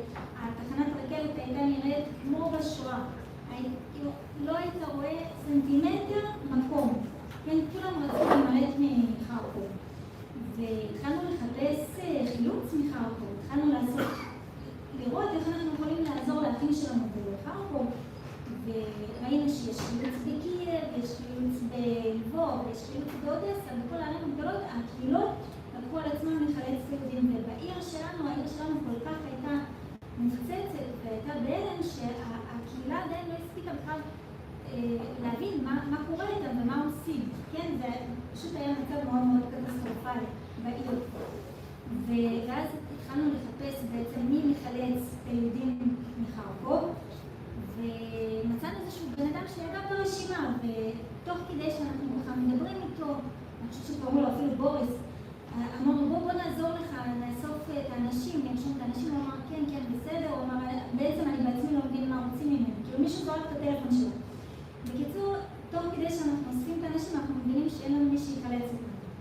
ואז התחלנו לחפש פתרונות, ופנינו לכל מיני מקומות, גם בארץ, ניסינו להשפיע גם דרך כל מיני קשרים ותקשורת וחברי כנסת, ולבקש תעזרו לנו לעשות מסדרון ירוק בחרקוב. אנשים אזרחים יהודים חייבים לצאת משם בבטחה. בקיצור, זה בעצם היה משהו כמו 3-4 ימים אחרי שאנחנו יוצאים מאוקראינה. ברוך השם, בשבת קיבלנו אישור מהרב אליהו, אליהו, לעבוד בשבת, בעצם לחלל את השבת לטובת היהודים, והרשימות שהיו לנו של יהודים, שאנחנו רצינו לאסוף ולעזור למי שיחלץ אותם, אנחנו הבנו שהאנשים האלה שנרשמו אצלנו, הם בעצם מצפים מאיתנו שאנחנו נחלץ אותם. ובאמת רצינו לחלץ אותם, רק היינו צריכים פתרון. ובאמת בשבת, משהו כמו ברביעי או חמישי, למאי, קיבלנו טלפון, שבעצם יכולים לתת לנו אוטובוסים. פתאום התחלנו לקבל מלא טלפונים, אני מוכן לתת לכם 50 אוטובוסים, אני מוכן להביא לכם מחר אוטובוסים, בואו רק תארגנו את האנשים, ובאמת אספנו את האנשים, וביום ראשון אחרי שבת כבר יצאו לדרך אוטובוסים, גם היו אוטובוסים שסוכנות לארגנה, וגם אוטובוסים שאנחנו ארגנו מהבית כנסת, ברוך השם, ומאותו רגע היהודים של אוקראינה, של חרקוב, יכלו לצאת בעצם, להימלט משם. וזה היה עניין שכל יום כמה אוטובוסים ומלא אנשים, ונתקלנו בבעיה שבעצם יש אנשים שלא יכולים לנסוע באוטובוס, יש הרבה אנשים מבוגרים, הרבה חולים, נכים, שלא יכולים לנסוע באוטובוס, מה אנחנו עושים? והם מבקשים, תצילו אותנו. ומהתחלה מי שיכל שמנו אותו על הכיסאות של האוטובוס, ועם הזמן הבנו שזה לא פתרון. אנחנו חייבים באמת להגיע משהו במקרים קשים, אז היו הרבה מקרים קשים שמהתחלה פנינו כל מי שאפשר לפנות והצלחנו להגיע להם אפילו אמבולנסים, כן, שאמבולנסים זה דורש כמה אלפי דולרים, כן, כדי לחלץ את הבן אדם מאוקראינה מחוץ לגבול. פנו אלינו, בעלי דאג כל הזמן לפרסם את העניין של החילוץ, ככה שהטלפונים שלנו רצו בכל אוקראינה, מחוץ לאוקראינה, כל מי שניסה גם מחוץ לאוקראינה להציל את הקרובים שלו, היו פונים אלינו. כן, הם פנו אלינו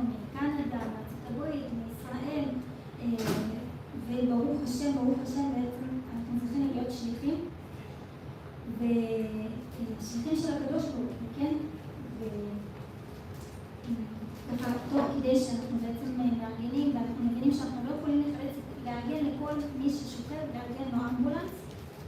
ברוך השם גם הצלחנו לארגן, ביקשנו שמי שתרם את הכסף של האוטובוסים ומי שתעשה באוטובוסים, אמרנו תארגנו לנו אוטובוסים עם מקומות שכיבה. וככה בעצם ארגנו באמת אוטובוסים שלאט לאט האחריות שלנו הפך מחרקוב, בעצם האוטובוסים האלה אוספים את היהודים מכל האוקראינה. כן, יש מסלול, ברוך השם. וזהו, אז אני בעצם מסיימת, ורק רציתי להגיד שתוך כדי שעסקנו בחילוץ, גם בעלי ראה צורך גם להגיע למולדובה ולעזור ולקבל את האנשים האלה, כי בעצם הייתי שולחת אוטובוסים אנשים שוכבים, מישהו צריך לעזור להם, ולאט לאט כמות המתנדבים כבר ירדה. ואני מקצרת ואני אומרת שכמו שישראל הייתה צריכה ללמוד מהמלחמה באוקראינה, להפיק לקחים כדי להיות מוכנה, כן? כמו שיש עניין חדש שהיה באוקראינה שרוסיה תוקפת את אוקראינה עם כטב"מים וצריך להיערך לזה, כן? זה מצב מאוד חדש, ככה שגם המצב של העלייה, של היהודים, המצב הפתאומי, ישראל צריכה ללמוד מהדוגמה של אוקראינה ולהפיק לקחים לכל הקהילות שבעזרת השם יבואו לארצות הברית, לישראל, מארצות הברית או מצרפת, ובאמת להיות מוכנים לזה. תודה רבה.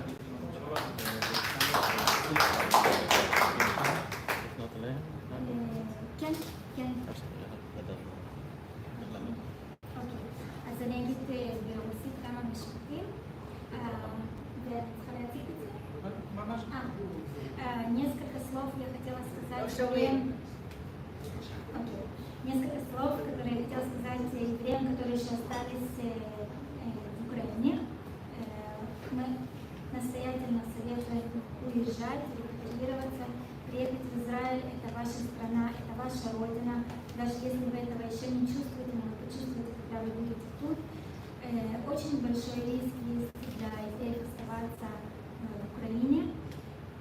И, слава Богу, есть возможность еще уехать. Используйте этот шанс, пока не стало поздно. Спасибо.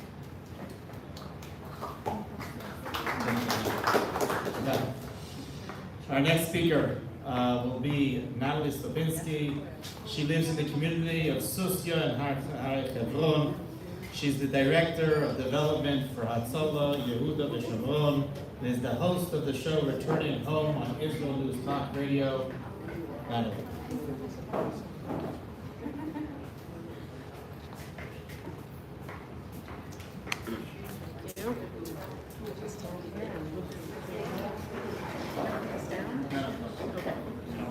Okay. Hello everyone, shalom shalom. My introduction is pretty short and easy. I was kind of asked at the last minute to speak. I live in Susya in the southern Hebron Hills. And when we made Aliyah in 2005, we came on a program called Bait Rishon B'Moledet, First Home in the Homeland. And we lived in a kibbutz shluchot. We were assigned a family to help us. We were also assigned a helper. That family was not an English-speaking family. It was actually a retired Israeli couple. And the mother and the wife just really liked to speak English. We thought it was weird. There were Americans there, but we weren't given an American. But it turned out to be great. Every Shabbat we would spend with this family, and their children would come with their little children, and we saw an Israeli family, and we learned how things worked in Israel. And we made friends for life, and they weren't Americans. And we had plans to never live over the Green Line. So we ended up living down south.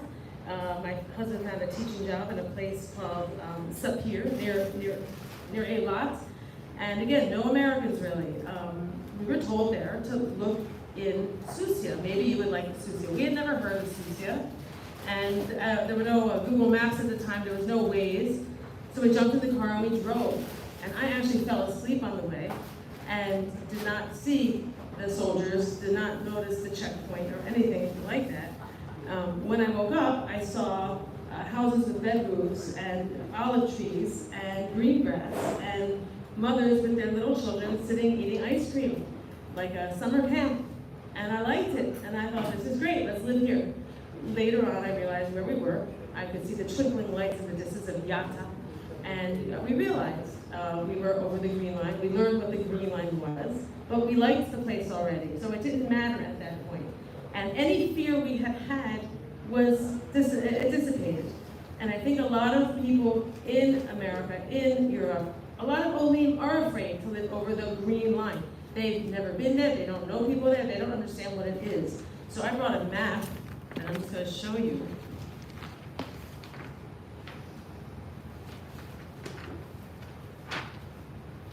This is Yehuda and Sharon, north of Jerusalem and south of Jerusalem. I know it's pretty impossible to look at it, but it is 60% of Israel. Yehuda and Sharon is a big area, okay? It's about the size of Delaware. Maybe 2.5 hours from the north to the south. I just came from the Jordan Valley just now, from Rotem, all the way up near Beit Shan, 2 hours. My son learns there. It's a big area. And I wrote a lot of things down because people just don't know anything about Yehuda and Sharon. These people keep coming to the same places. I'm talking about Anglos. They keep coming to Beit Shemesh and Renana and Jerusalem. There are a lot of other places. The girl earlier, Ariel, has talked about housing. There's really not a housing crisis in Judea and Samaria. And things are affordable. I'm going to tell you, Jerusalem's the middle. If you go north, there's Benjamin. You keep going north, there's the Shomron. In the Shomron, there are 33 Yeshuvim. There are 43,000 people. Some of these places you probably never heard of. Barkan, Itamar, Kfar Tapuach, Tel Menashe, Mevodotan, Karnei Shomron, Emmanuel, Kidumim, and a city, Ariel. You've heard of Ariel? 21,000 people. Ariel University, 20,000 students. That is a city. That is an affordable city. There are apartments. There are houses. You can buy. You can rent. Don't say there's no housing in Israel. There's plenty. And we can go south to Benjamin. 50 Yeshuvim. 70,000 people. 70,000 Jews living in Benjamin. That's east of 60 and west of 60. That's part of the Jordan Valley. All the way down to Yerushalayim. Some of the places, maybe you've heard of them. Ofra, Shiloh, Neve Suf, Har Bracha, Bruchin, Eli, Sagot. Now you can go to the north, east of Jerusalem, Malay Adumim, 39,000 people. That is a city. All these places, most of these places, have pockets of Anglos. You do not need to live in Efrat, which is huge, 16,000 people. 60% of them speak English. Expensive. You don't need to live with 16,000 people who speak English. You can have 1 or 2 or 3 English-speaking families to help you along, to help you settle in. You will make friends. You can't help it. You're going to go to the store to buy milk. You're going to talk to your neighbors about parking. You're going to meet people. You're going to be fine. You go west of Jerusalem, Givat Zed, 30,000 people. 2 big Anglo neighborhoods. Expensive, but you look around, you will find places to live. It is not impossible. Not everyone has to be a millionaire to live in Israel. I am a lifeguard. This is my whistle. I wake up every day at 6 o'clock and open the pool. I used to be an attorney. Today, I work for Hatzalah Lulot, Hatzalah Yehuda Shomron. I am the spokesperson and English fundraiser. I didn't even know what fundraising was.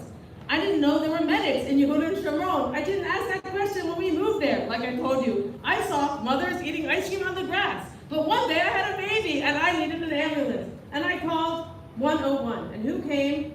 Medics that I knew. These were my neighbors.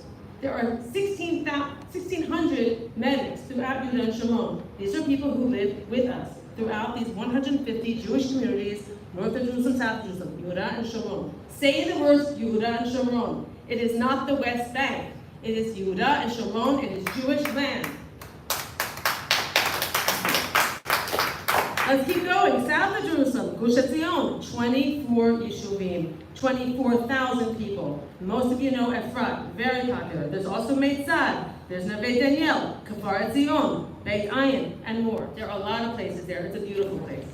Beautiful weather, just like Yerushalayim. Keep going south. Chavron and Kiryat Arba, 21 Yeshuvim in Har Chavron, that's where I live. Kiryat Arba itself has 9,000 people. My whole region has about 25 Yeshuvim. 21 Yeshuvim, 14,000 people. Susia, where I live, has 200 families. When I moved there in 2006, there were 70 families. These places are growing. Israelis, just like you, wherever you live now, they do move. You're allowed to make Aliyah, by the way, and you're allowed to move. You don't have to move, buy a house, and be stuck forever. You can rent. It's okay. And look around. You don't have to live next to your parents or next to your sister or next to your neighbors in Teaneck. Look around, take your time. It is normal to move, it is fine. It's not that hard. Delaware's not, Israel's not that big. I'm from Delaware. And if you keep going east of Yerushalayim, you get the Jordan Valley, which has 21 Yeshuvim, 14,000 people, very hot, very slow pace, beautiful. These are places and these are names I want you all to know. I think a lot of people just don't know them. And there are so many. Jordan Valley, let me just throw out some names for you. Shema B'chola, Rotem, where I just was today, Mevorot, Yericho are 3. But where I live, Har Havron, I skipped it. A lot of you don't go south of Hebron. It's like you go to Hebron, you get off the bus, you run into Ma'ara Machpelah, you run back on the bus, and you leave. Hebron is different than any other place in Israel, any other place in the world. There's no other Hebron. But south of Hebron, where I live, it's like little communities, little villages, little summer camps. I'll just give you some of the names. Write them down if you're interested, and you can contact me afterwards. Malei Chever, Carmel, Adorah, Othniel, Susia. Those are some. I just wanted you to know, I think what we need to do is make a plan, and I'm not talking about government planning here, I'm talking about real people on the ground doing stuff, because I think that's how things get done. I'd like to build first home in the homeland in the relevant Yeshuvim. Pockets of Anglos, pockets of Olim will help, and we can match families to those Yeshuvim. I think that could work. It could be after they land, it could be directly from the plane, but I think that will help. It's not as expensive where we live. A new house where I live is 1,500,000, not 6 million like it is in that front, okay? Shekels. Shekels. That's $400,000 for a new house, something like that. Efrat, much more expensive. Beit Shemesh, much more expensive. You do need to be a millionaire, but throughout Yehuda and Sharon, there are 150 communities. You don't need to be a millionaire. You don't. You can be a teacher. You can be a gardener. You can be a security guard. You can be a lifeguard. You can have a very good life. It's a very high quality of life and very, very good people. That's that. Yeah.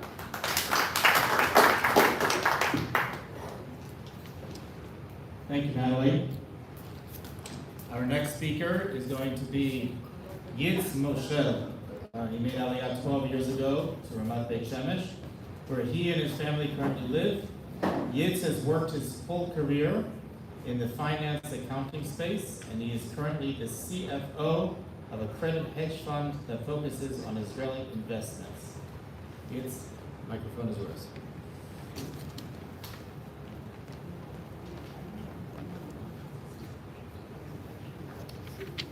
Thank you, thank you, Tzvi, for inviting me and giving me the opportunity to come just share a few thoughts. This is an Aliyah conference, and I believe there are many Orthodox observant Jews who are well paid with big incomes who would make Aliyah if not for this one tax law that I think is what's holding them back.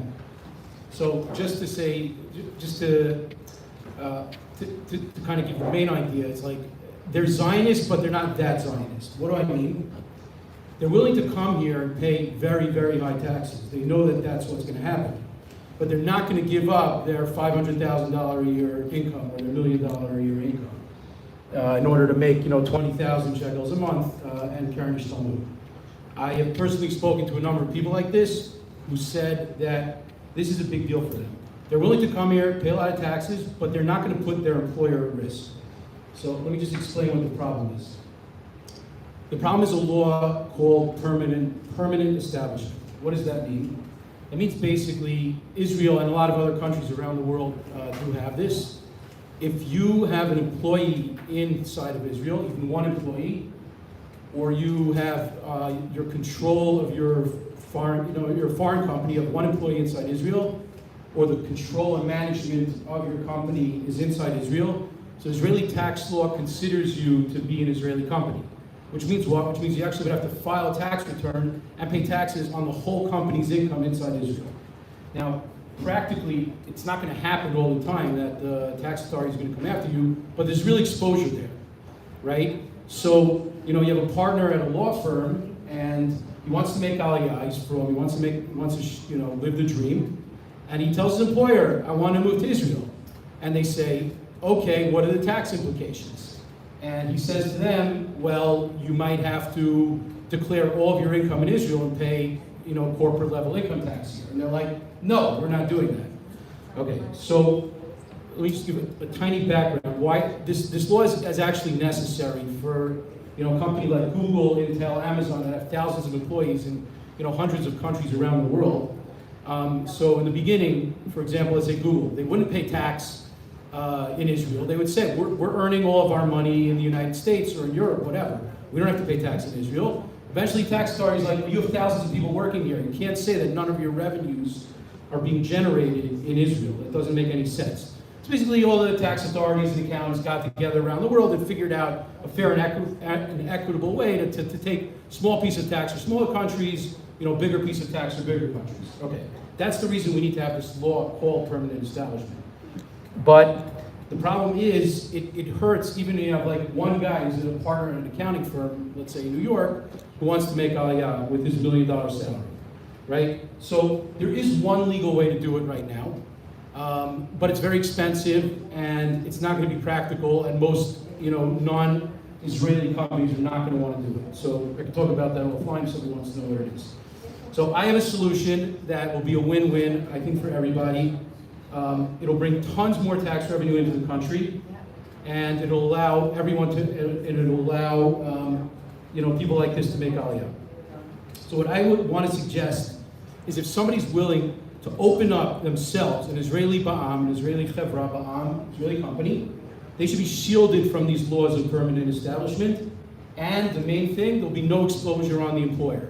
So to go back to our conversation that we just had, our partner in an accounting firm goes to his, the other partners. I want to make Aliyah to Israel.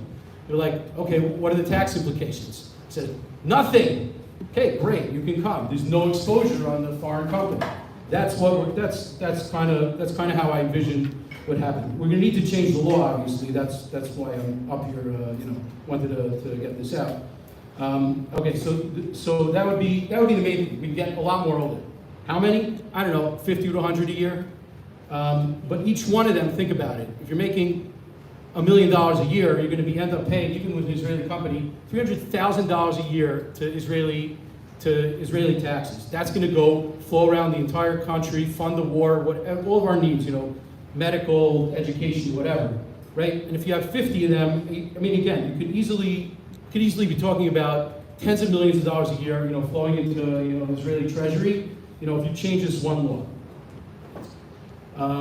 Okay, obviously, when somebody comes, they're not just paying income tax, they're going to be paying VAT on everything they buy. They're going to be paying at the corporate level, they're going to be paying at the individual level.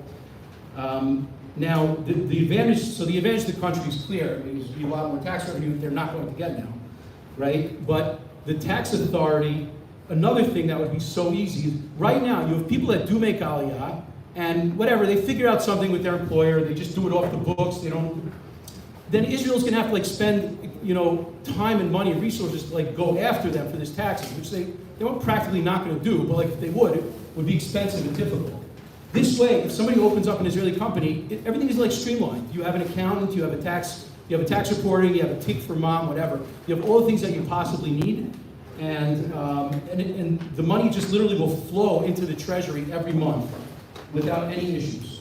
So it's really, I think it's really kind of a win-win. And then I would say, just to end off, I would say, well, the state will say, that's not fair. You're being employed by a foreign company. That's not okay, right? I want to tax the entire thing. I'm going to say, well, have it your way. These people are not going to make Aliyah. So you can choose to have it. You can choose either, to keep them where they are, paying tax to the United States or England or whatever, and being employed by a foreign company. Just accept it. They're going to be employed by a foreign company. Wouldn't you rather they be employed by a foreign company and get, $20 extra million of tax revenue per year? Anyway, those are my thoughts. So I'm actually going to share this with an email. And thank you. After moving to Israel, David Bannister produced diplomatic supplements for the Jerusalem Post, He founded Aliyah Magazine and the Aliyah Time Show on Israel National News. Today he is the CEO of the Jewish TV channel, which provides a platform for prominent Jewish activists, encouraging the strengthening of bonds between Israel and the Jewish diaspora. David.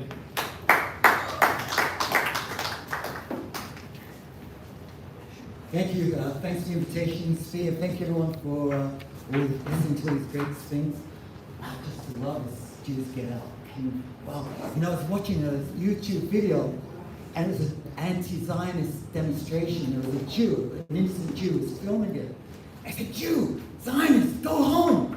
I was thinking, yes, yes, yes. At last they're getting something right. Zionists, go home. That's the thought, huh? Anyway, what I'm going to talk about are three basic things. One is who exactly is, or are we talking about as far as the target market is concerned? Number two, how do we reach them? And what do we have to offer? And I'm sure these three particular thoughts, these three particular points are very important to all of us as far as trying to reach a particular audience.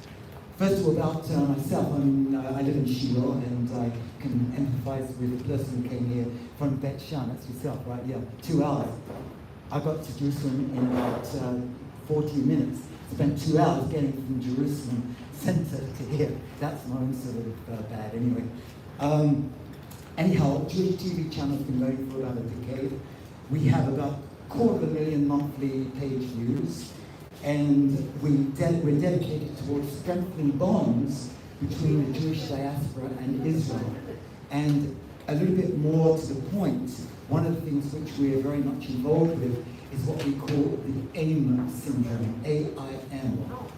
And we have a lot of people who subscribe to this, including people who make documentaries for us, podcasts, including people who are celebrities and people who are from organizations, not necessarily on the right wing, some on the ADR and others on the left, but they all subscribe to what we call the AIM syndrome. A, anti-Semitism. I, Israel-phobia. M, miseducation. Think for a moment. How do these three things play together? Anti-Semitism. How many people know Jews who are against anti-Semitism? I'm sure everyone here does, right? How many people know Jews who are against anti-Semitism, but they're also against Israel? Where's this going? Education, A-I-M. So the opposite of this is really to help to encourage Jews to come out as Jews and to support Israel and to get a better education. So as far as how to reach them is concerned, I'd like to go back to the first point about who are our target market. I believe that there's an identity crisis going on with Jews today, which is it's even worse than many, many decades and centuries ago. We know about American Jews, Reform Jews, this Jew. Every time I look at the Torah, what do I see? B'nai Yisrael. Hashem is talking to me, B'nai Yisrael. I can understand that. Sometimes I think, why can't we just call ourselves B'nai Yisrael, not dispense with being Jews, that's really, really important. That would have an identity crisis, but just to think of ourselves as a different people, as a people which we can share with people, no matter if they're in the diaspora in Israel, we share the same bonds together. But that's another story. So I mentioned about the AIM syndrome, and this is something we feel very strong about because we are making waves on it, and we encourage people here in the audience to come and join us. Our Director of Diaspora Affairs, Laura Kessler, has agreed that she will give anyone here who wants to promote anything to do with the Aliyah Emergency campaign, to give them free space. She's a great interviewer. She's interviewed people who have been on shows with President Trump, and not former President Trump, I hope, President Trump, Mayor Giuliani, and a lot of other people. So we do have a very good host of people involved in Jewish TV channel. I wish everyone well at this conference. I think it's such a wonderful initiative. I'm so honored and proud to be here today supporting it. And like I said, have a look. We've got contact numbers. Please feel free to get in touch with us, and we will ensure that you get some free publicity. Thank you. Thank you very much. Before we go on, we have some members in the audience that would like to say a few words. I would like to thank Paul Pinkus Azuz, the kibud, all of the food and drink has been sponsored by him, and we want to wish him and his family a thank you and refuah shleima to him. We would like to invite Philip Marcus to come up and say a few words. Philip. Thank you. I have asked to join the speakers here. We made Aliyah 46 years ago. I was a lawyer. I came from England. I was a lawyer here. I was a judge in the family court in Yerushalayim. Took over retirement 12 years ago. We recently visited the United States, and I made up my mind that it would be a good idea to ask every Jew that I met, when are you making Aliyah? I wanted to make sure that these Jews are aware that there is such a thing as Aliyah. The answers were sometimes astonishing. Somebody told me when the Mashiach comes, but a number of them gave answers which required a certain amount of thinking. For example, a gentleman I met said, I have elderly relatives here. And I pointed out to him that my mother-in-law, of blessed memory, made Aliyah at the age of 79, and the husband was 86, and they had a wonderful life here. He was surprised. And people talk about all kinds of issues. I think that a campaign of Aliyah, there are three elements. One is the decision to make Aliyah. The second is preparation for Aliyah. And the third is absorption. The second and third items are dealt with by Nefesh B'Nefesh and other organizations. We've heard from some of them here. But trying to persuade Jews to make the decision to make Aliyah, this is something which needs urgent attention. And so I will write to the organizers here, and I will propose in an organized fashion how to equip every Jew from Israel who goes to America, how to ask the question, when are you making Aliyah, and to be ready with answers to the questions and the issues which will arise. That's my pitch.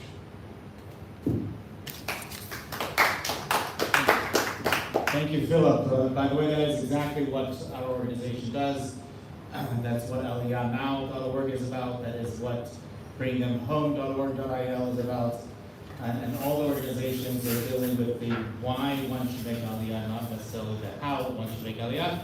Another audience attendee would like to say a few words. Batya?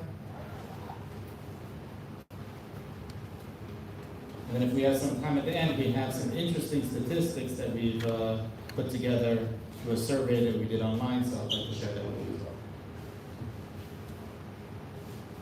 well. Okay, during the 6-Day War, my father was watching the television, and they had tears in their eyes when we won the 6-Day War, and we got Jerusalem, and we got the Kotel, and he said, next year that's where we're going to be. And we really didn't know what he was talking about. And then in 1968, my father worked for an employment agency, and we never had a lot of money growing up. And he made a lot of money. He made a good contact. And so all his friends said, oh, Danny, you're going to live in a beautiful house now. You have a lot of money to have your own house now because you always rented. My father said, we're going to Israel. Everybody thought we were crazy. You were crazy to go to Israel. It was 1968. So we lasted there. We lived in Mitzperamon in Beersheba. Mitzperamon had nothing there, nothing. So we went, and I thought it was a backwards country. I came from America where everything was modern and organized and everything. We lived in the house with a telephone, and we went to Israel, and there was no telephone. I was 10 years old, and I couldn't deal with all this, backwardness. So 2 years later, after 1970, we came back to America. But all my life, I always had Israel in the back of my mind. All my life, I thought, well, maybe we'll go back there. I don't know what it's like now. And This is really painful, in 1999, my little children, 1 3 and 1 4, they were at a daycare center in Granada Hills, California. And a gunman came running in with a gun. He was shooting everybody, and there were like a lot of casualties. But thank God there was no fatalities, and my son was spared. A bullet was right above him, and he, thank God, missed it. And me and my ex-husband, at the time we were husband and wife, we said we have to go to Israel. We made a commitment the day after to make Aliyah. We said we're going to the Jewish Federation. We're getting the heck out of this crazy country, and we're moving to Israel. We didn't have any idea what we were talking about. We said, and a year later, we made Aliyah. In the year 2000, with a little kid, with a full family, and we just left everything, threw everything, and we gave everything. We said, we have to get to Israel, but they're going to kill us here. They're going to kill us here. That's why we made Aliyah. And it wasn't easy. We lived in Shavei Sharon, and it was a very typical Aliyah. But then, you get to the point where you just get used to being in a place like Shavei Sharon. You get used to it. You get used to the rats in the shkubi. You get used to all the things that the normal person would never get used to in their lives. So we stayed there, and we've been here for now 24 years. I live in Kiddington, and the biggest prize of my life was when my son was made the head of the class when he graduated from Ahavat Chaim in Kochav Shachar. And when he said, and I brought tears to my ears and said, you know who I want to thank? I want to thank my parents for having the vision of making Aliyah and coming to Israel. And because if they didn't do that, my first language is Hebrew now, and my second language is English.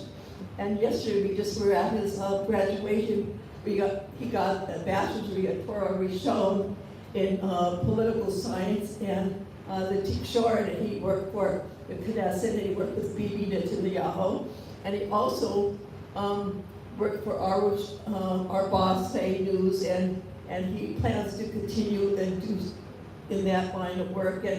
And I'm just so proud of being here and seeing my children grow up with Israelis and Jewish people. My daughter married an Israeli who and all my kids, speak fluent Hebrew. They correct me. I used to know Hebrew before. They all knew Hebrew, and now they surpassed me, which was really happy, and I'm glad about that. Thank you, Katya, and Mazel Tov to you and your son. I just wanted to thank all the people that put this together, Steve Fishman, everyone that's involved, their son, all the people that shoved in this stuff, helped with this make this conference happen. I also want to thank Jason. Jason actually put together this survey. It was an online survey which we put up, and within 24 hours we had over 100 responses. Very, very fascinating statistics that we came up with, and it's still going around, so we're still collecting the information. I'll just read over a little bit of what we have seen, what we have gleaned over the past couple days. So first of all, we asked, are you currently considering making Aliyah to Israel? There were 102 responses. 47.1% said yes. 45.1 said maybe in the future, and only 7.8 said no. So the vast majority of the respondees said that they were either considering making Aliyah, or maybe now, or maybe it's soon in the future. The next question was, how interested are you in the idea of making Aliyah? Also 102 responses. 60.8% said very interested in the idea of making Aliyah. 32.4% said somewhat interested, and the rest were not interested. We had questions like, what are the primary reasons you are considering making Aliyah? Over 100 responses. The majority of them, I'm not going to go through all of them right now, but the majority of them said 64% said religious or spiritual reasons, 62.7% said anti-Semitism. So there is definitely a fear aspect, and truth be told, the majority of Olim to this country, unfortunately, they came out of fear, out of persecution, running away from something. And that has been the impetus for many of the Jews to come back. We hope people come back for virtue, as Rabbi Brzezinski spoke about in the beginning, but unfortunately it's usually running away from something. The next question was, what are the main challenges you are concerned about with respect to making Aliyah? 71.6% said housing and the cost of living, so that's very interesting. 58.8% said employment opportunities, 55.9% said language barrier.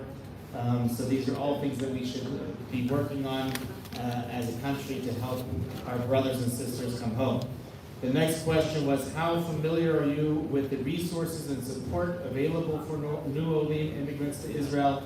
51% said somewhat familiar, 39.2% said not familiar at all, and only 9.8% said very familiar. So we need to do better at getting that information out to them.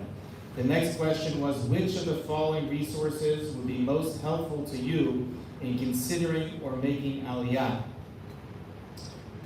61.8% said housing assistance, 55.9% said job placement assistance, 51% said Hebrew language courses, very similar to the responses of the last question.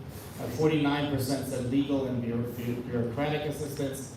The next question was, how likely are you to make Aliyah within the next 5 years? Over 100 responses, 32.4% said somewhat likely, 33.3% said very likely, and 21.6% said not likely, 12.7% said undecided. So the majority of them are answering that they are definitely somewhat interested, if not interested, in making Aliyah within the next 5 years.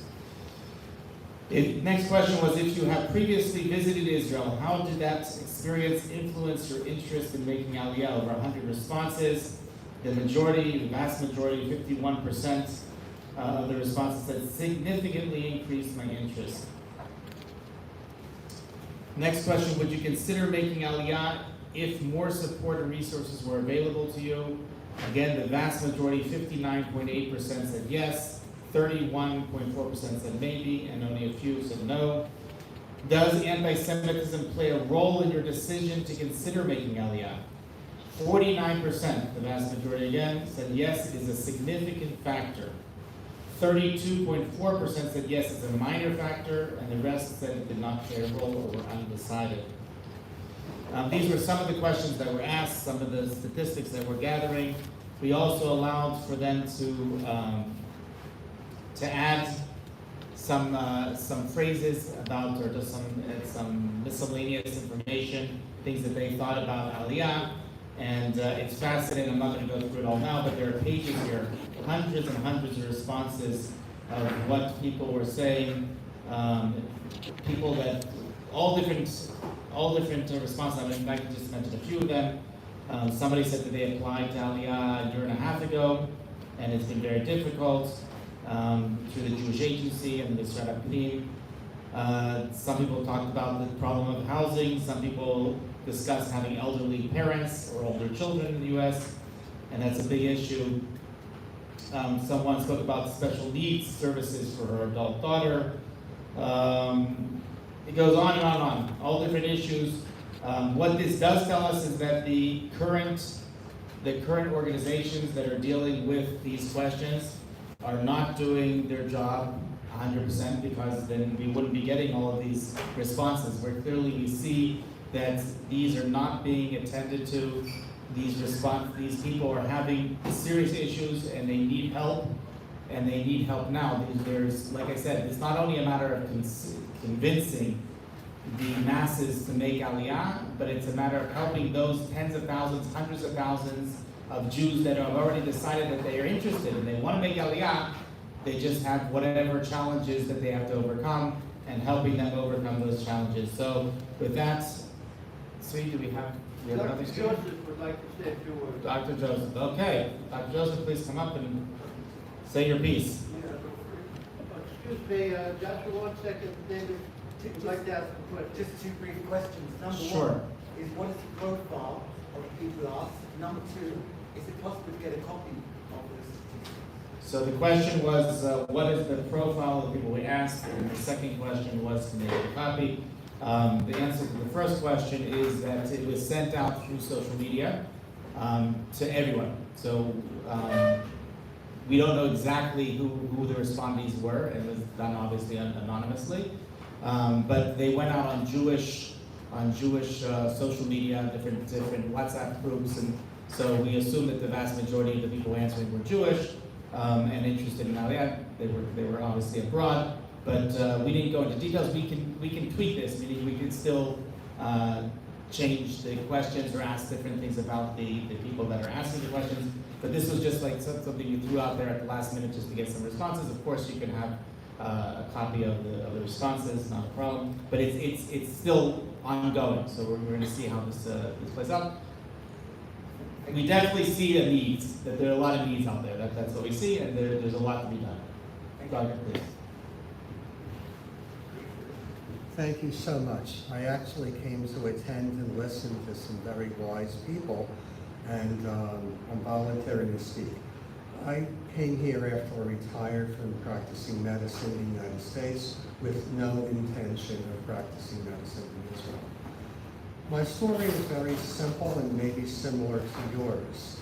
My mother's family came to the United States as refugees in the early 1920s after World War I in Eastern Europe. My father was one of the only people who survived the Holocaust in his family.